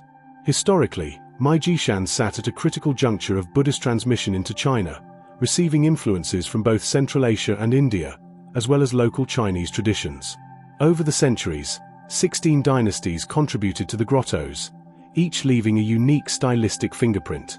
Early works reflect Gandharan and Kushan art, with finely chiseled features and Greco-Roman drapery, while later periods introduced more Sinicized styles, with fuller faces, elongated earlobes, and highly stylized robes. This evolution of artistic technique tells the broader story of Buddhism's assimilation into Chinese culture, all contained within the mountain's rocky body. Adding to its surreal quality is the sensation that Maijishan exists on the edge of worlds, perched between the physical and the metaphysical, between human devotion and geological time. The mountain itself seems to participate in the act of worship. Over centuries, the soft red sandstone has weathered and cracked, yet the grottos have endured. Some have been restored meticulously, others left as they are, their crumbling walls, missing limbs, and faded colors not flaws, but testament to the lives and seasons they've weathered. The surrounding region complements Maijishan's introspective beauty. Beyond the cliff face, the lush Maiji Mountain scenic area unfurls into gentle valleys, hiking trails, and pine-covered ridges. The Maiji Botanical Garden, established to preserve native highland species, offers visitors a place of tranquil contemplation and immersion in the natural world. Streams wind through mossy rocks, while the calls of birds echo through the canopy. On misty mornings, the entire mountain can appear to float above a sea of clouds, heightening the impression that this is not a place fully of this earth. Despite its historical and artistic importance, Maijishan is relatively free from the crowds that often descend on more famous sites. The air here is quiet, punctuated only by wind, birdsong, and the faint whispers of travelers in awe. This atmosphere of silence, combined with the gravity of the artwork and the raw beauty of the mountain, lends the place a haunting serenity, the kind that lingers long after one has descended from its sacred heights. It's no exaggeration to say that Maijishan feels like a place sculpted not just by hands, but by prayers. Its intricate carvings, hidden stairways, and weather-worn Buddhas seem to reach beyond time, speaking across centuries to all who arrive in search of something greater than themselves. In the tactile weight of ancient clay, the warmth of sunlight on stone, and the dizzying height of the walkways, one feels not just history, but humility, the presence of a spiritual force woven deeply into rock and root. To journey through Maijishan is to be pulled inward and upward at once, toward a deeper understanding of human devotion, and toward the soaring stillness of the mountain itself. It is one of China's most unreal and unforgettable places, not because it defies belief, but because it quietly confirms what we most long to believe, that art can outlast empires, that faith can shape stone, and that beauty, even when buried in cliffs and clouds, will always find a way to endure. Along the northeastern rim of China, where the land meets the restless edge of the Bohai Sea, lies a coastal mountain ridge that defies the expectations often associated with China's better-known alpine giants. Mount Phoenix, Fenghuangshan, in Liaoning province is not a place of massive elevation or glacial summits, but rather a place where sky, forest, and ocean converge in harmony, casting a spell of quiet magic across the land. It is a landscape where ancient legends float on sea breezes, and the scent of pine mingles with salt air, offering travelers an experience that is both refreshing and deeply introspective. Mount Fenghuang, also known as Phoenix Mountain, rises modestly compared to China's central and western mountain giants, yet it commands a striking presence. It sprawls across the coastal region near Dalian, a city known for its seafront vistas and cultural richness. The name Phoenix isn't accidental. According to local folklore, the shape of the mountain resembles a resting phoenix, the mythic bird of rebirth, beauty, and grace. And indeed, from certain angles, especially at sunrise or when viewed from across the bays below, the ridgeline curves like wings, with the highest peaks suggesting a noble head held high toward the heavens. The terrain of Mount Phoenix is a tapestry of granite outcrops, cliffside paths, pine-covered plateaus, and wide ledges that offer uninterrupted views of the sea below. In some places, the rock formations twist into surreal shapes, resembling animals, birds, or human figures. Features that have inspired countless local myths, spiritual pilgrimages, and even old maritime superstitions. These natural sculptures feel almost intentional, as if some divine artist used the mountain as a canvas for storytelling. One of the mountain's most striking characteristics is its dense pine forest. The trees here grow tall and straight, forming a verdant roof over much of the hiking paths. Their needles cast a green hue across the trails, and their resinous scent fills the air, sharp, clean, and slightly sweet, invigorating to breathe. During windy days, the pines sway in unison, creating a sound like whispers across a harp, blending with the cries of seabirds circling overhead. The seasonal variation here adds another layer of beauty. In spring and summer, the mountain bursts with wildflowers and lush green. In autumn, it burns gold and crimson, and in winter, it dons a quiet shroud of snow, while waves below continue to crash against the rocky coastline.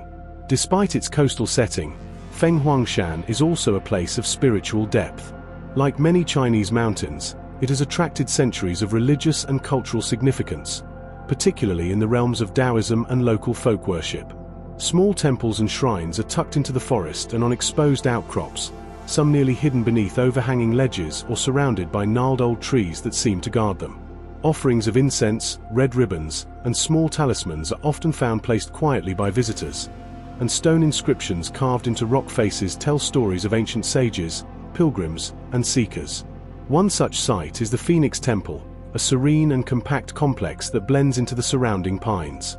Devoted to immortals and natural spirits, it draws a gentle stream of visitors, many of whom climb the winding paths in search of blessings for health, longevity, or peace. The view from the temple courtyard is breathtaking. The Bohai Sea stretches wide and glittering under the sunlight, with ships in the distance looking like scattered leaves on a vast blue table. But Mount Fenghuang's appeal isn't only spiritual or scenic. It also holds cultural and strategic importance.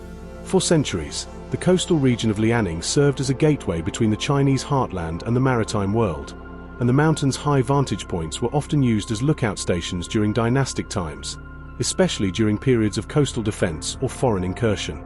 The remains of watchtowers and beacons can still be found among the trees, reminders of a time when these serene slopes played silent roles in national defense. From a geological perspective, Mount Fenghuang is part of the Yangshan Fold Belt, a range of ancient mountains that formed during complex tectonic events in the Mesozoic era. The rocks here are rich in granite and metamorphic formations, creating sheer cliff walls, narrow gorges, and smooth monolithic domes that glisten under sunlight.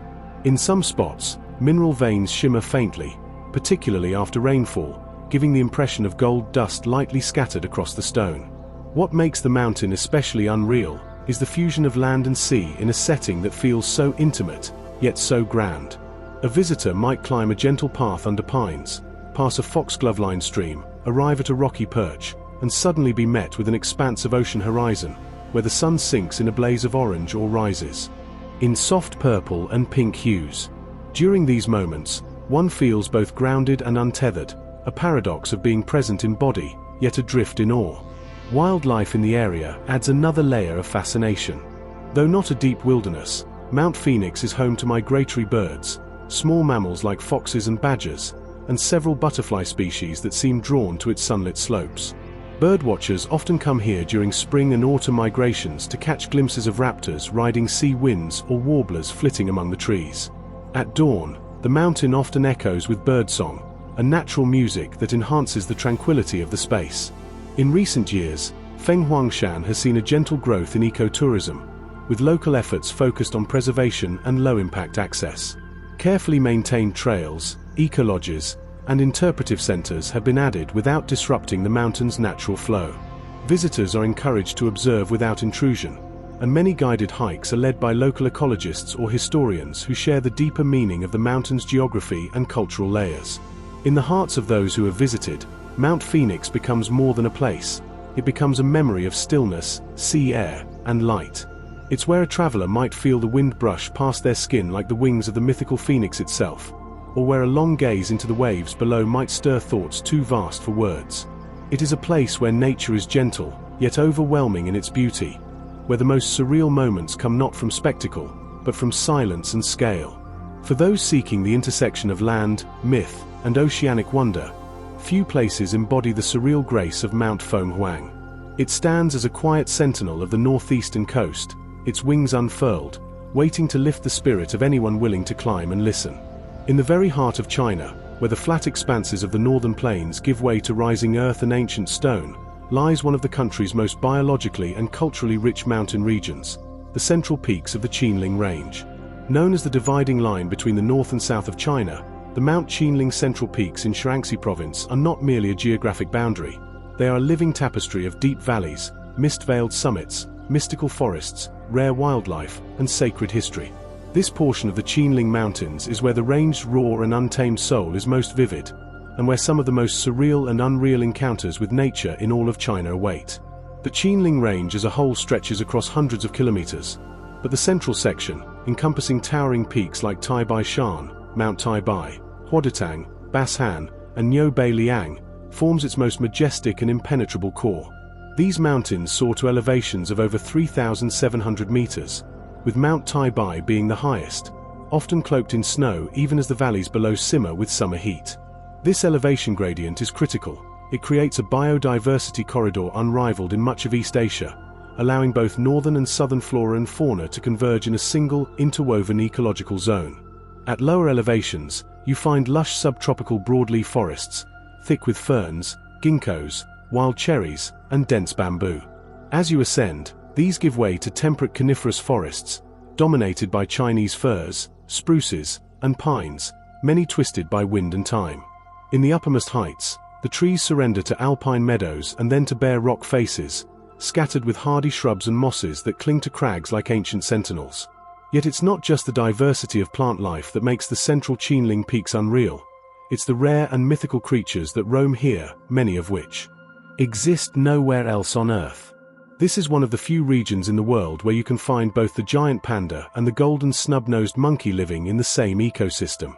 The central peaks act as a last stronghold for these and other endangered species, protected by the deep ravines, remote forests, and conservation efforts that shield them from the encroachment of urbanization. The giant panda, perhaps China's most iconic animal, roams the high bamboo forests in these mountains. Unlike the heavily managed panda reserves near Chengdu, the Qinling pandas are part of a wild and genetically distinct subspecies. Smaller in size, with a unique brown and white coloration, and adapted to the colder, more rugged conditions of the central range. Sightings are extremely rare, but signs of their presence, chewed bamboo, tracks in the snow, claw marks on trees, are a sacred thrill to biologists and trekkers alike. The golden snub-nosed monkey, meanwhile, haunts the mist-shrouded upper forests. With its brilliant golden fur and almost alien blue face, it is among the most otherworldly-looking primates on the planet. These monkeys live in large, tightly bonded troops, leaping effortlessly through icy branches, calling out in haunting, flute-like tones that echo across the ravines. Their presence lends the forest an ethereal, dreamlike atmosphere, a sense that one has wandered not just into a wilderness, but into a living myth. But the mountain is not only the realm of pandas and monkeys. Leopards, black bears, serows, roe deer, clouded leopards, and countless species of birds, amphibians, and insects all find sanctuary in the folds of these peaks. The region is an epicenter of biodiversity, with more than 3,000 plant species and hundreds of animal species, many of them endangered or endemic. The flora, too, can feel unreal. Here, rare orchids bloom beside ancient pine roots, and medicinal herbs used for millennia grow wild along trails trodden by Taoist hermits. The human history of the Qinling Central Peaks is no less layered and mysterious. For thousands of years, these mountains have served as a barrier, a refuge, a spiritual haven, and a strategic stronghold. During times of war and political upheaval, emperors and monks alike fled into these rugged lands to escape danger or seek enlightenment. Hidden deep within the folds of the range are centuries-old Taoist and Buddhist temples, often built into cliff faces or buried under dense forest. Some of these temples are still active, maintained by small communities of reclusive monks who continue ancient meditative and alchemical practices passed down since the Tang dynasty or earlier. One such site is Taibai Temple, nestled near the foot of Mount Taibai, where legend says immortals once gathered. The mountain itself takes its name from Taibai Jinxing, the Taoist name for Venus, the morning star, symbolizing purity and celestial wisdom. The trails up Maijishan are long and arduous, often blanketed in fog or snow, but the journey is seen by many pilgrims as a ritual purification, an ascension of the soul. Along the way, travelers encounter natural hot springs, ancient stone inscriptions, sacred waterfalls, and secluded prayer platforms offering panoramic views of the surrounding ranges. The weather here is as dramatic as the terrain. The mountains create their own microclimates. A clear blue morning can turn into a storm of hail and thunder by noon, only to give way to shafts of sunlight piercing the clouds at sunset. These sudden shifts lend a constant sense of motion and unpredictability to the landscape. Mists rise from the valleys each morning like incense smoke, curling through the trees and lending the entire region a dreamlike ambience. The contrast of these swirling clouds against the dark green of fir trees and the silver grey of granite cliffs creates scenes that look painted rather than real. Several national and provincial parks now encompass parts of the central Qinling Range, including Zhouzhi National Nature Reserve, Taibai Mountain National Forest Park, and the New Bailiang Nature Reserve. These areas are open to ecotourism, though still relatively unspoiled due to their remoteness and the difficulty of accessing many interior areas. Hiking in the Qinling Central Peaks is not for the casual traveler. Steep ascents, thick vegetation, unpredictable weather, and sparse facilities require preparation and stamina. But the reward is immersion in a landscape of rare beauty and living myth. In recent years, increased attention has been given to the Qinling Ecological Corridor, an effort to preserve and reconnect fragmented habitats across the region, allowing species to move freely and ecosystems to remain intact. These efforts are crucial in a world where climate change and human development increasingly threaten the delicate balance of such biodiverse zones. To walk in the Qinling Central Peaks is to step into a natural symphony of sights, sounds, and sensations that feels timeless. The mountains do not impress with grandeur alone, they invite introspection, whisper secrets, and demand respect. They feel alive, not just in the ecological sense, but in a spiritual one, as if every rock, tree, and wind-blown ridge is imbued with ancient memory. Here, in the quiet spaces between the shadows of fir trees and the calls of monkeys echoing through fog, one comes to understand that these mountains are not just real, they are more real than reality itself, transcending the ordinary and inviting those who enter to do the same. As dawn breaks over the vast emerald heartlands of Guangxi, a golden light begins to stretch across the plains, pouring slowly over the sleeping rice paddies, the scattered village homes, and the flowing lifelines of rivers below. One small hill, cloaked in quiet shadows before sunrise, gradually emerges as the most iconic silhouette of them all, Mount Suaping, Qipingshan. Though far more modest in height than the mighty giants of western China, this karst hill near Yangxior has become a symbol of ethereal beauty and rural serenity, immortalized in countless photographs and paintings that attempt to capture what is often felt more than seen. Qipingshan, whose name translates to Jade Screen Mountain, is part of the legendary karst topography of Guilin and Yangxior, a landscape born not of fire or tectonic uplift, but of eons of water erosion carving limestone into spires, cones, towers, and winding ridgelines that resemble a dreamscape more than a geologic formation. What makes Mount Suaping stand out among hundreds of such karst hills is not its size, but its position and the sublime composition it offers to the viewer from its summit. From the summit of Qipingshan, reached via a short but steep stone staircase, one is greeted with what many call one of the most photogenic views in China. To the east and south, a quilt of rice terraces stretches outward, their neat, geometric rows glimmering with dew or water depending on the season.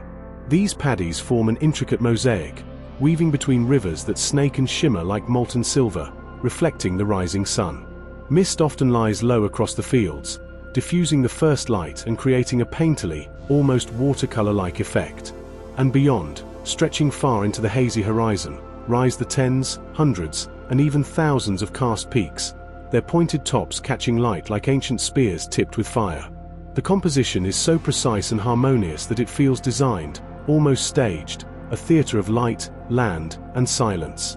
It is no wonder that Qipingshan has been a favored spot for photographers, drone videographers, painters, and meditative travelers seeking that elusive moment where nature and human perception merge into something spiritual.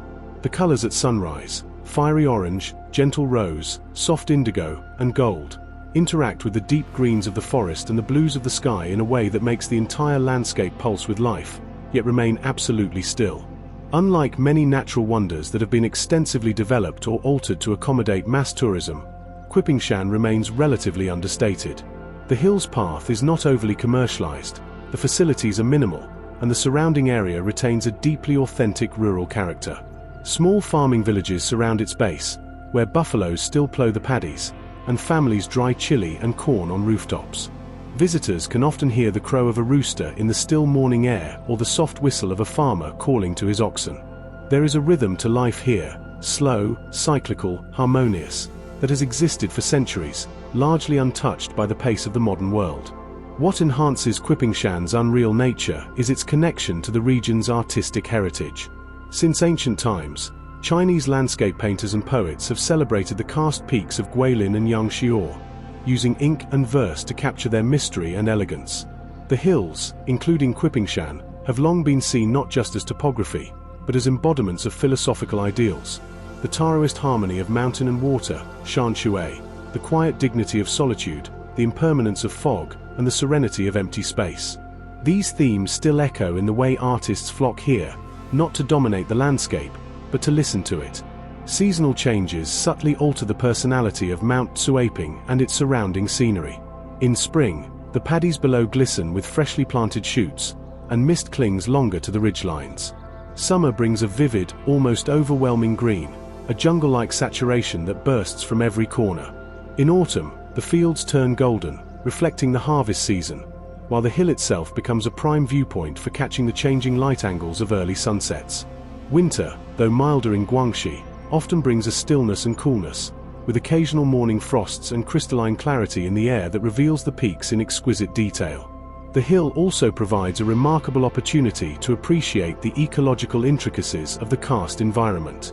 Despite their rugged, seemingly inhospitable nature, these limestone hills host a wide range of biodiversity. Small groves of bamboo, wild orchids, ferns, and even delicate lichens cling to cracks and crevices in the rock. Butterflies flutter in the early light, and the chirping of tree frogs or the soft call of birds can be heard as the forest canopy stirs. Caves, some shallow and others deep and echoing, riddle the interior of nearby peaks, remnants of the slow dissolution of limestone by rainwater over millennia. One particularly compelling aspect of Qipingshan is that it is not a solitary spectacle but a focal point within a wider landscape of magic. From its summit, one can see other iconic formations such as Xingping's Karst Valley, Li River Bends, and nearby Moon Hill, each one forming part of a visual conversation across time and space.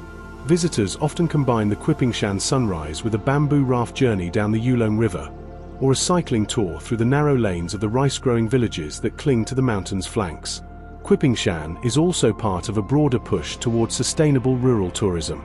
Local communities increasingly offer homestays, farm-to-table meals, and guided eco-walks led by villagers themselves, allowing travelers to experience not just a pretty view, but a living culture in harmony with its landscape. Farmers might offer tea grown in the surrounding hills, or invite guests to take part in traditional rice planting or harvesting festivals, depending on the time of year. The connection between land and life here is not abstract, it is immediate and visible, carried in the calloused hands of elders and the laughter of children wading through field channels. In many ways, Qipingshan stands as a microcosm of an unreal China, not the futuristic skylines of megacities, but a China rooted in the eternal rhythm of land and sky, of ritual and stillness, of light and shadow. The hill is real, yes, one can climb it, touch its rocks, feel the wind at its peak, and yet, what one experiences from its summit goes far beyond the material. It is a meditation made physical, a perfect moment suspended between the earth's breath and the sky's glow. And as the sun rises higher and the golden mist begins to fade, Qipingshan does not vanish. It simply returns to quiet, awaiting the next soul who will rise before dawn to climb its path and witness the silence before the light. Tucked away from the familiar trails and bustling pilgrim routes of Mount Amay's eastern approaches, the West Ridge, or the Western Gate Ridge, of Mount Emei presents an altogether different world. It is not just a geographical contrast, but a temporal and spiritual deviation, a realm where the mountain's ancient soul is left undisturbed beneath deep layers of moss, fog, and sacred silence. While the eastern routes climb proudly toward the famed golden summit through sweeping staircases, cable cars, and temple complexes well-trodden by monks and tourists alike, the western slopes drift quietly into the mists, carrying centuries of forgotten prayers whispered by trees and wind. The west ridge of Amay, known locally as Ximenling, lies like a folded arm of the sacred mountain, stretching toward the Danxia angling range and eventually merging into less-known provincial reserves and ancient pilgrimage detours. Here, the landscape becomes denser, wilder, and more mysterious. The terrain is dramatically steep, with jagged cliffs blanketed in ancient forests, their canopy so thick in places that sunlight becomes a fluid, elusive presence, pouring down only in fractured rays through the emerald shroud. The air is cold and rich with moisture, often filled with the earthy scent of decaying leaves, wet stone, and the faint incense of old temples that still stand, hidden among trees. Few modern travelers venture here, and those who do often find themselves navigating narrow, almost forgotten stone paths, some partially reclaimed by nature, others still etched with the footprints of barefoot monks who once took the route in solemn procession. The absence of development, no cable cars, no commercial signage, no loud groups, creates a living museum of Ama's spiritual and ecological past, where silence is not just an absence of noise but a presence in itself. Among the most notable features of the Western Gate Ridge are its old, semi-abandoned temples, many of which date back to the Tang and Song dynasties. Unlike the gleaming pavilions found on the Golden Summit, these temples appear weathered, moss-covered, and partially concealed by nature, with wooden beams bending slightly under the weight of centuries and tiled roofs disappearing beneath ivy. In their modest decay lies a quiet dignity, a reminder that impermanence, so central to Buddhist philosophy, is not something to be feared but revered. These sites, once vibrant with the chants of monks and the ringing of bells, now feel enshrined in stillness, their courtyards often blanketed in fallen leaves and the footprints of wild animals. One such temple, Shangfeng, perches precariously on a cliff edge along the West Ridge and offers not grand halls or golden statues, but a simple altar carved into rock, a gnarled incense burner, and a panoramic view of mist-covered valleys that seem to stretch endlessly.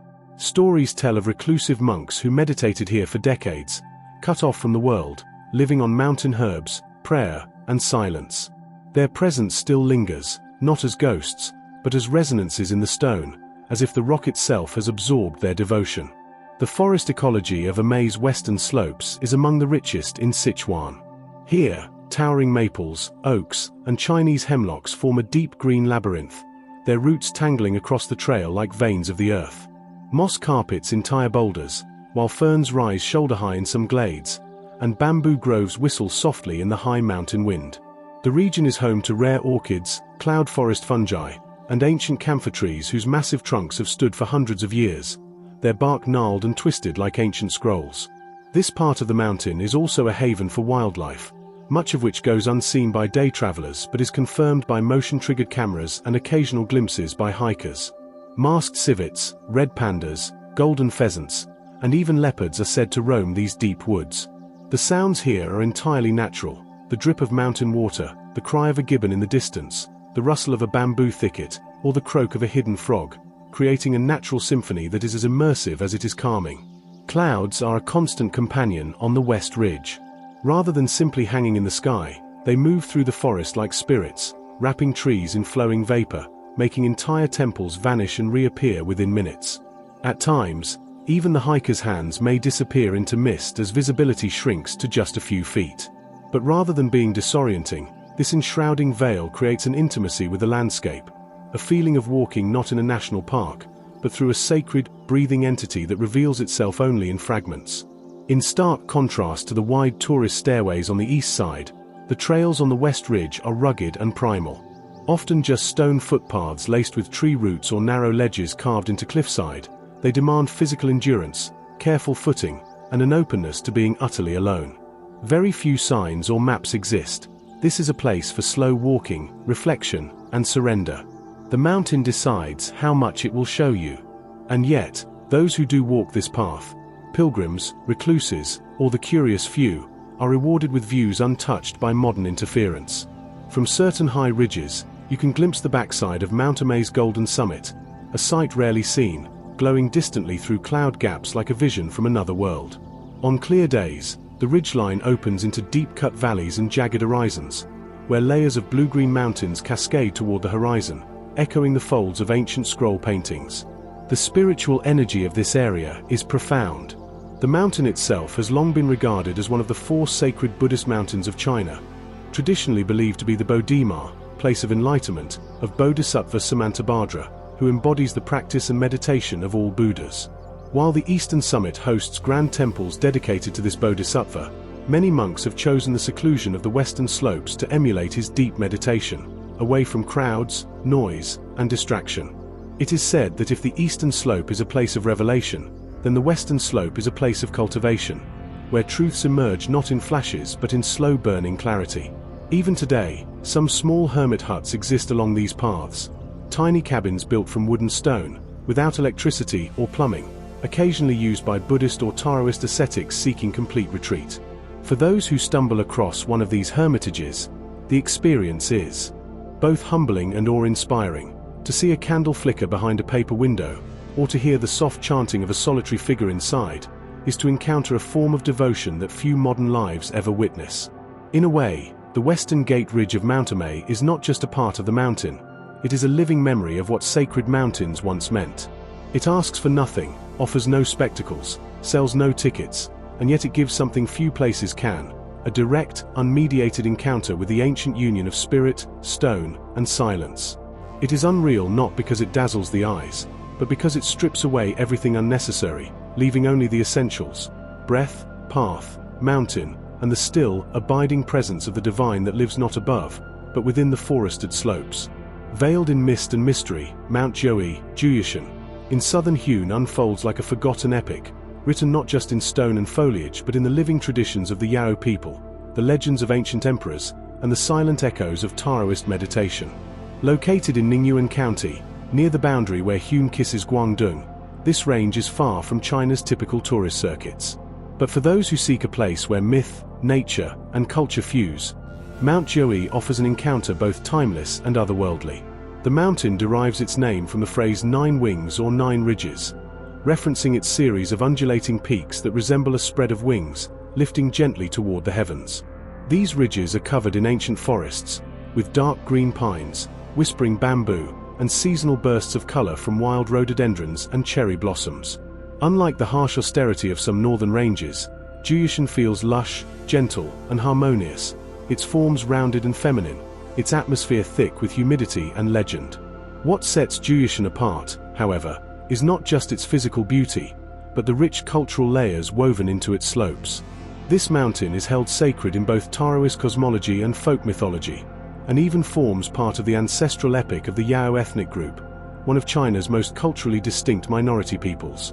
In fact, this is one of the few places in modern China where traditional Yao rituals are still performed in natural temples, not tourist stages. Rituals that include dance, chants, offerings, and water blessings passed down through oral traditions for centuries. One of the mountain's most mythic associations is with the legendary Emperor Shun, one of the 5 emperors of ancient Chinese lore. According to myth, after his death, he was buried somewhere within the folds of Jiui's peaks, and his soul ascended into the heavens from its highest ridge. The Shun Emperor Mausoleum, believed to be his symbolic resting place, sits nestled within a forest glade, not grand or ostentatious, but imbued with quiet reverence. Local people and devout visitors leave offerings here, bowls of rice, incense, and coins, believing that his spirit still watches over the mountains and valleys below. Every year, especially during the Double Ninth Festival, Chongyang, Yao families trek up the slopes in traditional dress, singing ancient songs in the Yao language and performing skyward dances as offerings to their ancestors. These cultural events are not orchestrated for tourists, but enacted from the core of identity and spiritual duty, making Juyishan not just a destination, but a living chapter of China's multi-ethnic soul. The Taoist heritage of Jiui is equally deep-rooted. Several secluded temples and hermitages cling to the higher ridges, built with simple stone walls and wood-beamed roofs. Some of these shrines date back to the Song and Yuan dynasties, and were historically favored by Taoist recluses who sought harmony with the Wei, Tao, in the quiet folds of nature. The Ziyun Temple, half-shrouded in vine and perched over a rushing stream, still draws solitary practitioners who chant sutras at dawn and meditate by candlelight. The entire landscape here feels tuned to Taoist metaphysics: flowing water, wind-washed cliffs, and paths that wind like flowing qi, energy, through the land. Geologically, Jiui is characterized by sandstone and granite formations, carved over millennia by water and wind into gentle ridgelines and deep, shadowed gorges. Among its many hidden wonders are limestone caves adorned with stalactites resembling dragons and immortals, natural stone arches, and springs so clear and cold they seem otherworldly.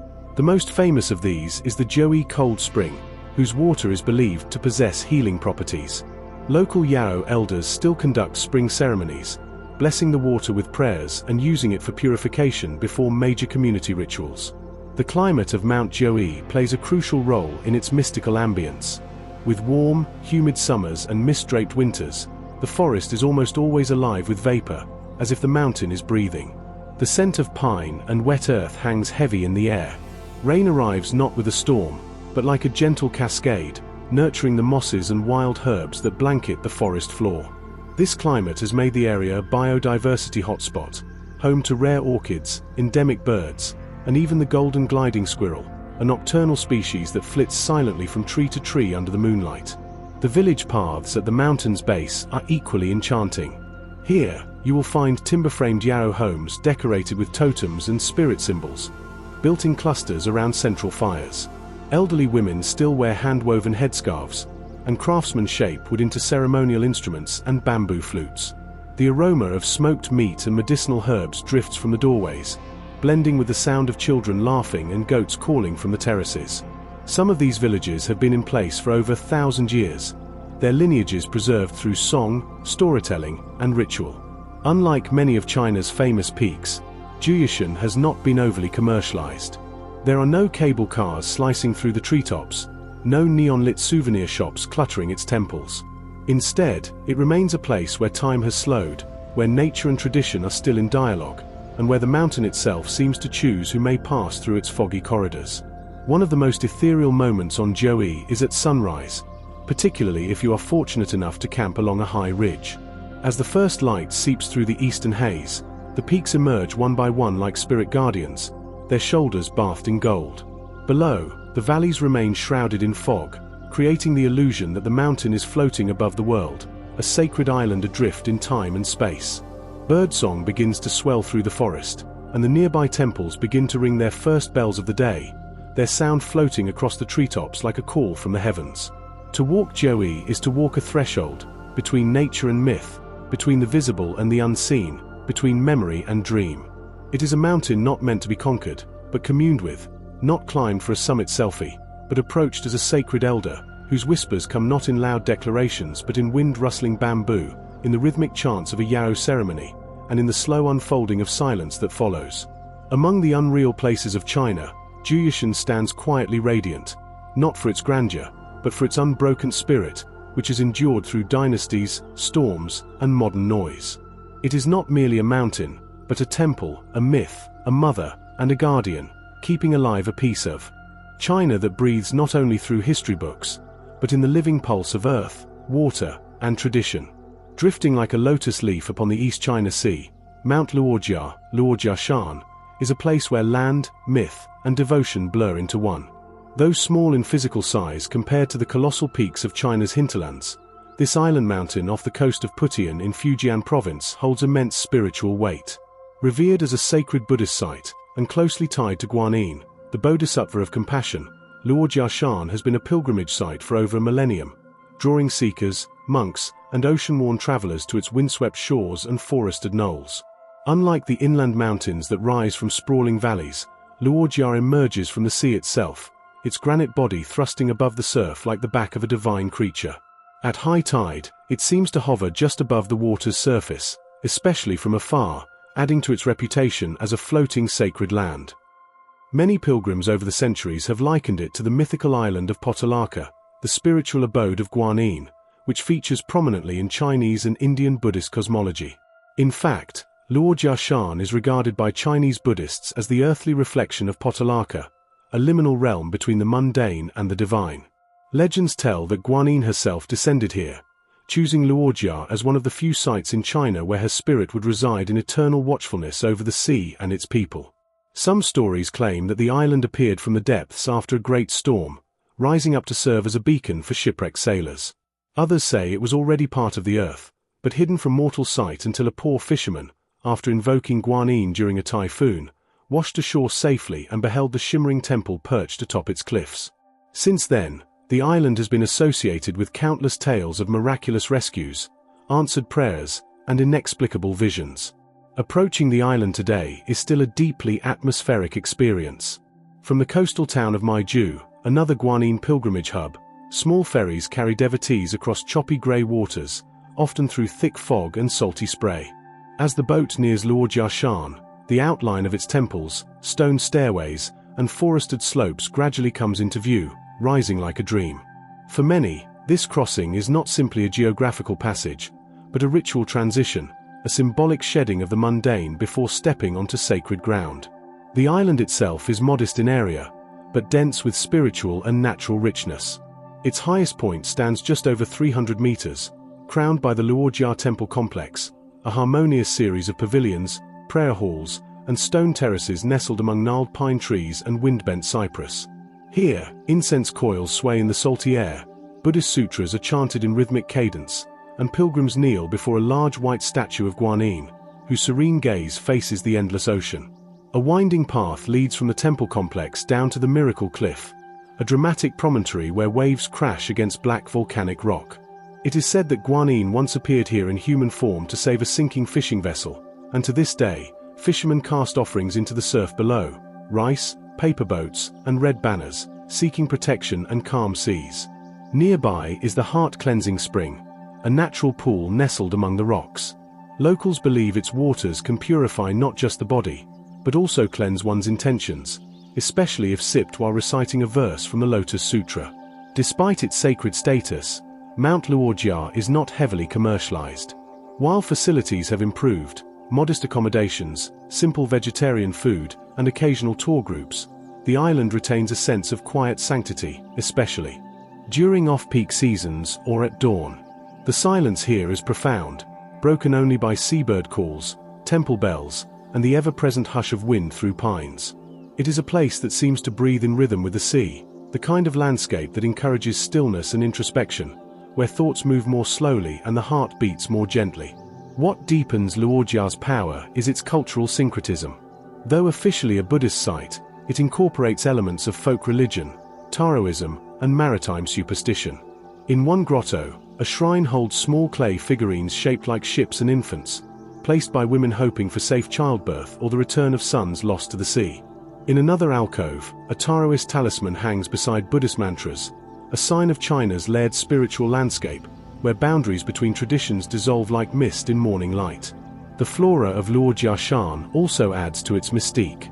Wild orchids bloom beneath evergreen canopies, moss carpets the stone steps, and rare sea birds nest along the cliffs, undisturbed by human activity. The air carries a mix of ocean salt and sandalwood smoke, and on clear days, the surrounding sea appears in kaleidoscopic shades of blue, as if the island floats in a jeweled bowl. During typhoon season, the winds become fierce and mournful, and many monks retreat to the inner sanctums to chant sutras for protection, a tradition that spans back hundreds of years. One of the island's most moving rituals occurs during the Guanyin Birthday Festival, usually held in the 4th lunar month. On this day, thousands of pilgrims gather before dawn, lighting lanterns that float upon the sea or line the temple terraces in golden flickers. A massive vegetarian feast is prepared, shared freely among pilgrims and monks alike. Then, a symbolic reenactment of Guanyin's seaborne miracles is performed with boats, music, and chanting. Drums echo across the waves, and petals are scattered into the ocean as a blessing for all beings in the world. But even outside the festivals, the core appeal of Mount Luojia is its profound atmosphere of compassion and timelessness. It is not a place of spectacle or conquest, but of humility, reflection, and surrender. Many visitors come carrying burdens, grief, uncertainty, illness, and leave feeling unburdened, not because their problems vanish, but because the island has softened their edges, offered a space in which to simply exist without pressure or noise. For centuries, poets have written of Luojia's power to silence the heart's storms. And even today, in a world often dominated by urgency and distraction, the island continues to offer sanctuary to those who seek deeper currents beneath the surface of life. Here, surrounded by sky, water, and the gentle hum of prayer, it is easy to believe that Guanyin still watches, not only from statues and stories, but from the breath of the wind and the shimmer on the sea. Mount Luojia reminds us that unreal beauty is not always loud or towering. Sometimes it is subtle, hidden in a prayer whispered over tide pools, or in a glint of moonlight on temple tiles. It asks nothing but presence and gives back peace. In the vast gallery of China's surreal and sacred places, Luojia stands like a pearl in the sea, quiet, glowing, eternal. The Mount Ping and Karst Hills, nestled deep in the rural heart of Guangxi Zhuang Autonomous Region, are among the most poetically photogenic and geographically iconic landscapes in China. These limestone hills are not monumental in height, nor are they crowned with snow or volcanoes. Yet they possess an unreal allure that has mesmerized travelers, painters, photographers, and poets for generations. Their mystique is compounded by their intimate relationship with one of China's most breathtaking human-made wonders, the Longji. Dragon's Backbone, Rice Terraces. To understand the appeal of the Mount Ping Karst Hills is to see them as more than geological formations. They are living backdrops, natural sculptures that breathe with the cycles of agriculture, mist, and tradition. Rising in rhythmic, soft conical shapes, often coated in a thick quilt of moss and low forest, these hills form a labyrinth of green undulations that ripple across the horizon. Each morning, as the sun climbs over the eastern slopes, ribbons of mist curl around the peaks, creating a dreamscape of light and vapor, as if the very land were exhaling its soul into the dawn. The name Ping'an, meaning peace or tranquility, is not coincidental. This area has long been associated with spiritual serenity and agricultural harmony, a place where nature and humanity have coexisted in a remarkably balanced rhythm. It is here, on the slopes beneath the Karst Hills, that the Longji terraces have been cultivated for over 700 years, carved meticulously into the earth by the Zhuang and Yao ethnic minorities. These terraces cascade down the mountains like the vertebrae of a dragon, earning their name and lending an almost mythical dimension to the surrounding hills. What makes the Mount Ping Karst Hills truly surreal, however, is not just their form, it's the ever-changing dialogue between land, light, and sky. In spring, the hills stand sentinel over water-filled terraces, reflecting the sky so perfectly that the world seems turned inside out, heaven resting in the folds of the earth. Come summer, the hills are wrapped in a carpet of emerald rice plants, swaying gently with every breeze, and broken only by narrow footpaths, wooden huts, and the bright scarves of women tending the crops. In autumn, the slopes are gilded with golden rice, a glowing mosaic of ochre and yellow that contrasts beautifully with the muted greens and greys of the Karst Hills. And in winter, under a rare dusting of snow or frost, the hills and terraces look like a quiet ink painting, the kind cherished in scrolls and memory. Yet beyond their visual majesty, the Mount Ping Karst Hills are also a repository of ancient knowledge. The hills hide limestone caves and underground rivers, many of which have been explored by local villagers for centuries. In some of these caves, stalactites resemble hanging scrolls, and quiet water echoes magnify the sound of dripping into a kind of natural music. Local legends speak of spirits that dwell within these hills, protectors of the land who must be honored through seasonal offerings, music, and respectful silence during certain lunar periods. In this sense, the hills are not only beautiful, they are alive with myth. One of the most captivating elements of this region is how human architecture mirrors the natural flow of the land. The villages, especially the iconic Ping Zhuang village, are built into the very sides of the hills, with tiered wooden houses on stilts, their eaves extended like wings into the mist. These villages are not modern in the conventional sense. Most homes still rely on traditional craftsmanship, built without nails, using age-old interlocking techniques passed down through generations. From a distance, the entire landscape appears like a vast tapestry, woven together with rice, rock, timber, and time. Visitors to the Ping Karst Hills often find themselves stunned not by drama, but by detail. A single morning hike through the terraces, with the Karst Hills rising around you like silent guardians, becomes a sensory journey. The smell of wet earth and bamboo, the sound of a wooden pestle pounding glutinous rice in a courtyard, the call of a rooster echoing across valleys, and always, the shifting clouds that paint and repaint the hills in real time. One of the most unforgettable experiences is sunrise from the top of the ridges. Climbing in the pre-dawn dark, lantern or phone light in hand, you reach a panoramic viewpoint just as the sky begins to glow pale orange. The first rays pierce through the valley mists, illuminating dozens of karst peaks, like green chess pieces on an invisible board. As the terraces catch the light, they shimmer like gold filigree inlaid into the mountain. It's a moment of deep stillness, where even the birds seem to pause in reverence.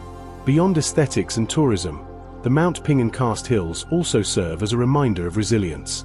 This is not an easy land to farm.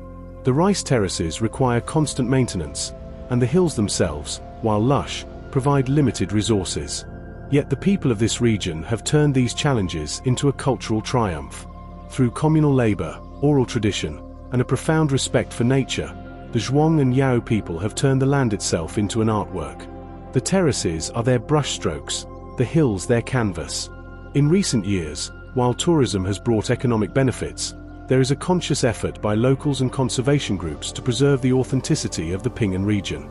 Strict building codes prevent the rise of concrete hotels or loud attractions, and most homestays are still family-run, offering local meals cooked over wood fires, stories shared by elders, and the kind of hospitality rooted in community rather than commerce. There is no singular monument here, no temple complex or palace ruins.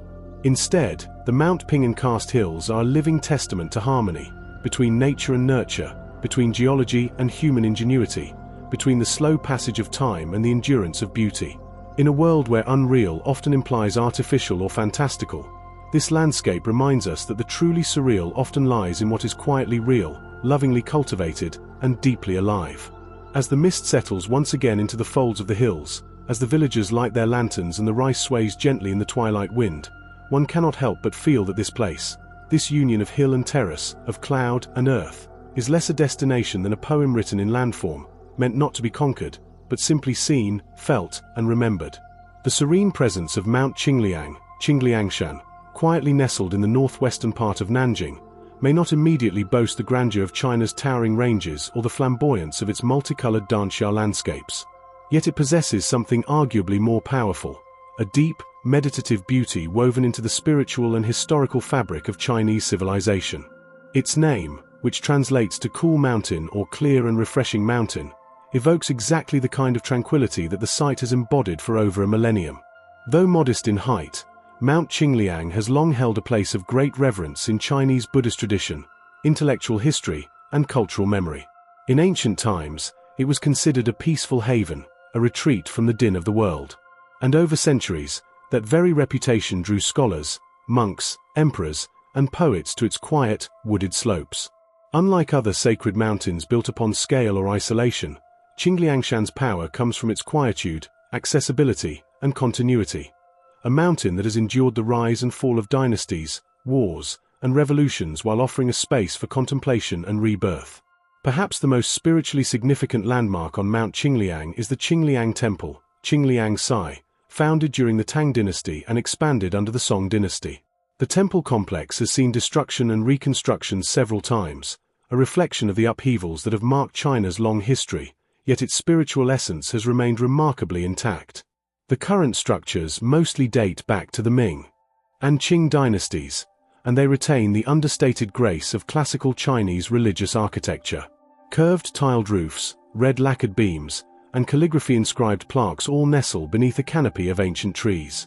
The winding stone paths that lead to the temple seem almost deliberately designed to slow the steps, to make one pause, observe, breathe.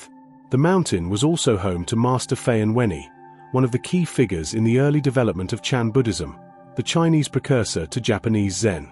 His teachings, centered on personal awakening, clarity of mind, and the transcendence of illusion, echoed through the pine groves of Qingliangshan and shaped the broader philosophical evolution of Buddhism in China.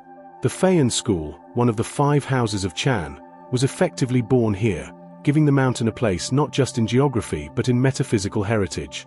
For centuries, Mount Qingliang was not only a religious center but also a cultural crucible, where scholars and monks engaged in dialogues, painted calligraphy in seclusion, and composed poetry inspired by rustling bamboo, birdsong, and the whispers of wind through cedar.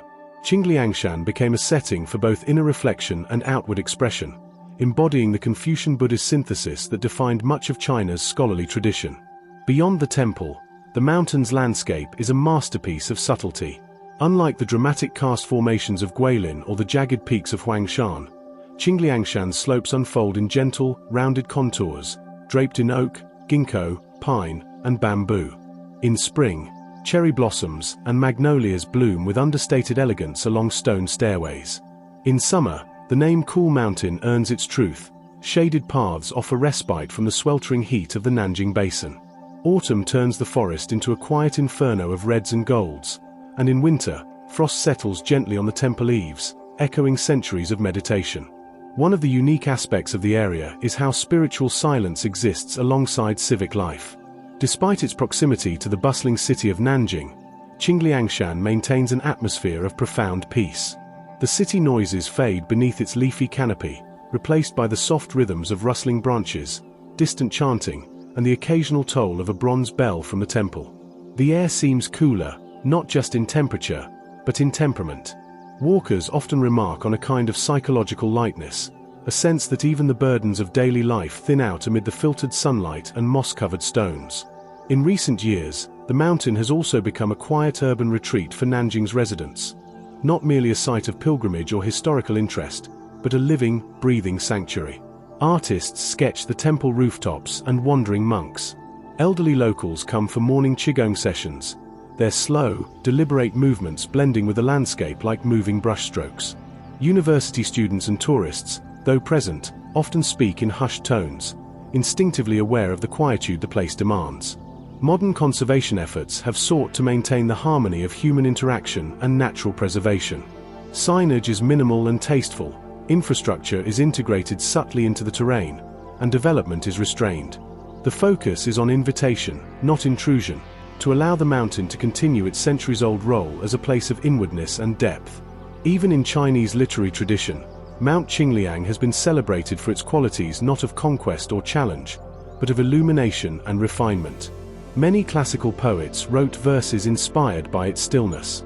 A famous couplet from the Qing dynasty reads, "On cool mountain, the heart sheds its dust.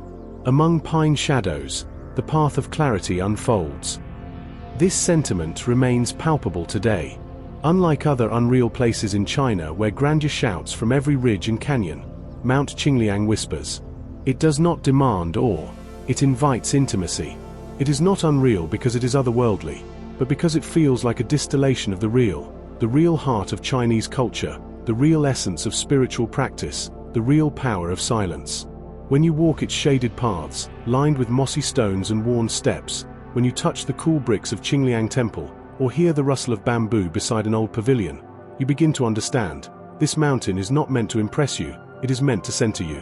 It is a rare place where the external and internal worlds gently fold into one another, creating a space for clarity in the midst of an ever-changing world. For that reason alone, Mount Qingliang remains one of the most unreal and quietly eternal landscapes in China. Not because it defies reality, but because it reveals a deeper one. In the heart of central China, where the southern reaches of the Qinling Mountains begin to taper off into warmer, greener lands, lies a region that seems to breathe with ancient memory and layered time. Mount Funyashan, stretching through Henan province. Unlike the more towering or dramatized peaks of China's more famous ranges, Funyo's beauty is quieter, older, and more mysterious. It's not merely a mountain range, it's a cultural corridor, a natural barrier, and a sacred landscape woven with myth, biodiversity, spiritual echoes, and the subtle but profound fingerprint of Chinese history. Funyashan sits at a natural crossroads, bridging northern China's drier plateaus with the southern subtropical lowlands. This unique position has made it a vital ecological and historical passage since prehistoric times. The mountain range, part of the southern limb of the Qinling system, may not rival the jagged drama of Yunnan's snow ranges or the cinematic curves of Guangxi's karsts, but it holds something else entirely. A layered, wild, and spiritually resonant terrain, where forests hide temple ruins, waterfalls fall in slow curtains through deep gorges, and ancient trails whisper stories older than memory.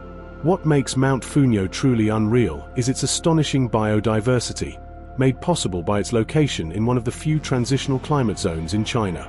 Within its valleys, foothills, and ridgelines, you can find northern coniferous trees growing side by side with southern subtropical broadleaf forests, a rare ecological meeting point that supports a mosaic of plant and animal species. Clouded leopards, golden pheasants, civet cats, and Chinese giant salamanders have all been spotted within the less traveled folds of the range. It's a living ark of species, many of which are endangered, tucked away from the crowded cities of Henan and Shaanxi. But nature here is not just wild, it is intertwined with the sacred. Throughout Mount Funyo's slopes and hidden valleys lie the ruins of temples, some crumbled into moss-covered stones, others still quietly active, occupied by monks who have chosen seclusion over society. In ancient China, Funyo was regarded as one of the cradles of Taoist and Buddhist practice, a site for retreat, pilgrimage, and scholarly cultivation. Historical records from the Tang and Song dynasties describe the mountain as a place where immortals meditated, where scholars fled political turmoil, and where monastic life flourished in natural harmony. Perhaps the most revered of these religious sites was the Funyo Mountain Temple Complex, once a thriving center of Buddhist learning and spiritual practice. Though now largely in ruins due to centuries of war, weather, and neglect, its foundations still speak to the architectural harmony that ancient Chinese monks cultivated with their environment. Stone pagodas, inscribed steles, and the ghosts of long-collapsed halls still remain scattered in the forest, slowly being reabsorbed by vines and roots. Here, one can feel the overwhelming sense of impermanence, which only deepens the spiritual experience of the place. In recent years, small-scale restoration efforts, backed by local governments and heritage scholars, have worked to preserve some of these sacred sites without disrupting the wilderness that envelopes them. Paths have been re-cleared, not paved. Signage has been installed, but subtly, and pilgrimages still occur during certain times of year, especially in spring and autumn, when the mountain's mists are thick and the trees ignite in fiery color. Beyond its spiritual legacy, Mount Funyo was also a historical borderland, a natural frontier that often divided northern and southern political spheres in ancient China. During times of war and upheaval, it served both as a defensive stronghold and a place of refuge. Throughout the Warring States period, and later during the Three Kingdoms era, hidden mountain passes and shadowy canyons here often played host to clandestine movements of troops, spies, and fleeing nobility.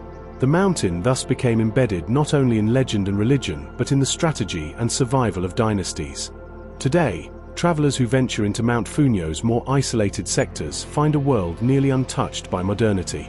Small Hakka and Han villages still hug the lower valleys, their stone houses blending with the grey-green palette of the forest. Rice terraces, tea plantations, and medicinal herb gardens are carved in natural amphitheaters on gentler slopes. Farmers here speak in local dialects, preserving customs and rituals that have barely changed in centuries. Their connection to the land is not exploitative but reverential, passed down as wisdom rather than wealth. A particularly surreal feature of Mount Funyo is the Funyo Waterfall Corridor, a hidden ravine where numerous waterfalls pour down into turquoise pools surrounded by lichen-covered stones and vines. The falls don't roar like those of Jiategaga or Huangguoshu. They whisper, murmur, and trickle, fitting the mountain's subdued, contemplative character.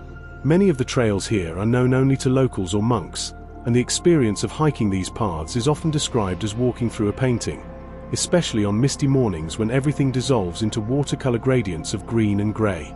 Another highlight is the Canyon of Floating Light, a poetic name for a forested gorge where the light pierces through high canopies, bouncing across layers of fern and moss in a kaleidoscope of shadows and brightness. Hikers and naturalists alike speak of the near-total silence, broken only by bird calls or the snap of a twig, which makes the place feel not only physically secluded, but dimensionally separate, like a fold in the world itself. Despite its deep cultural value and ecological uniqueness, Mount Funyo remains largely under the radar, especially among international travelers. And this might be its saving grace.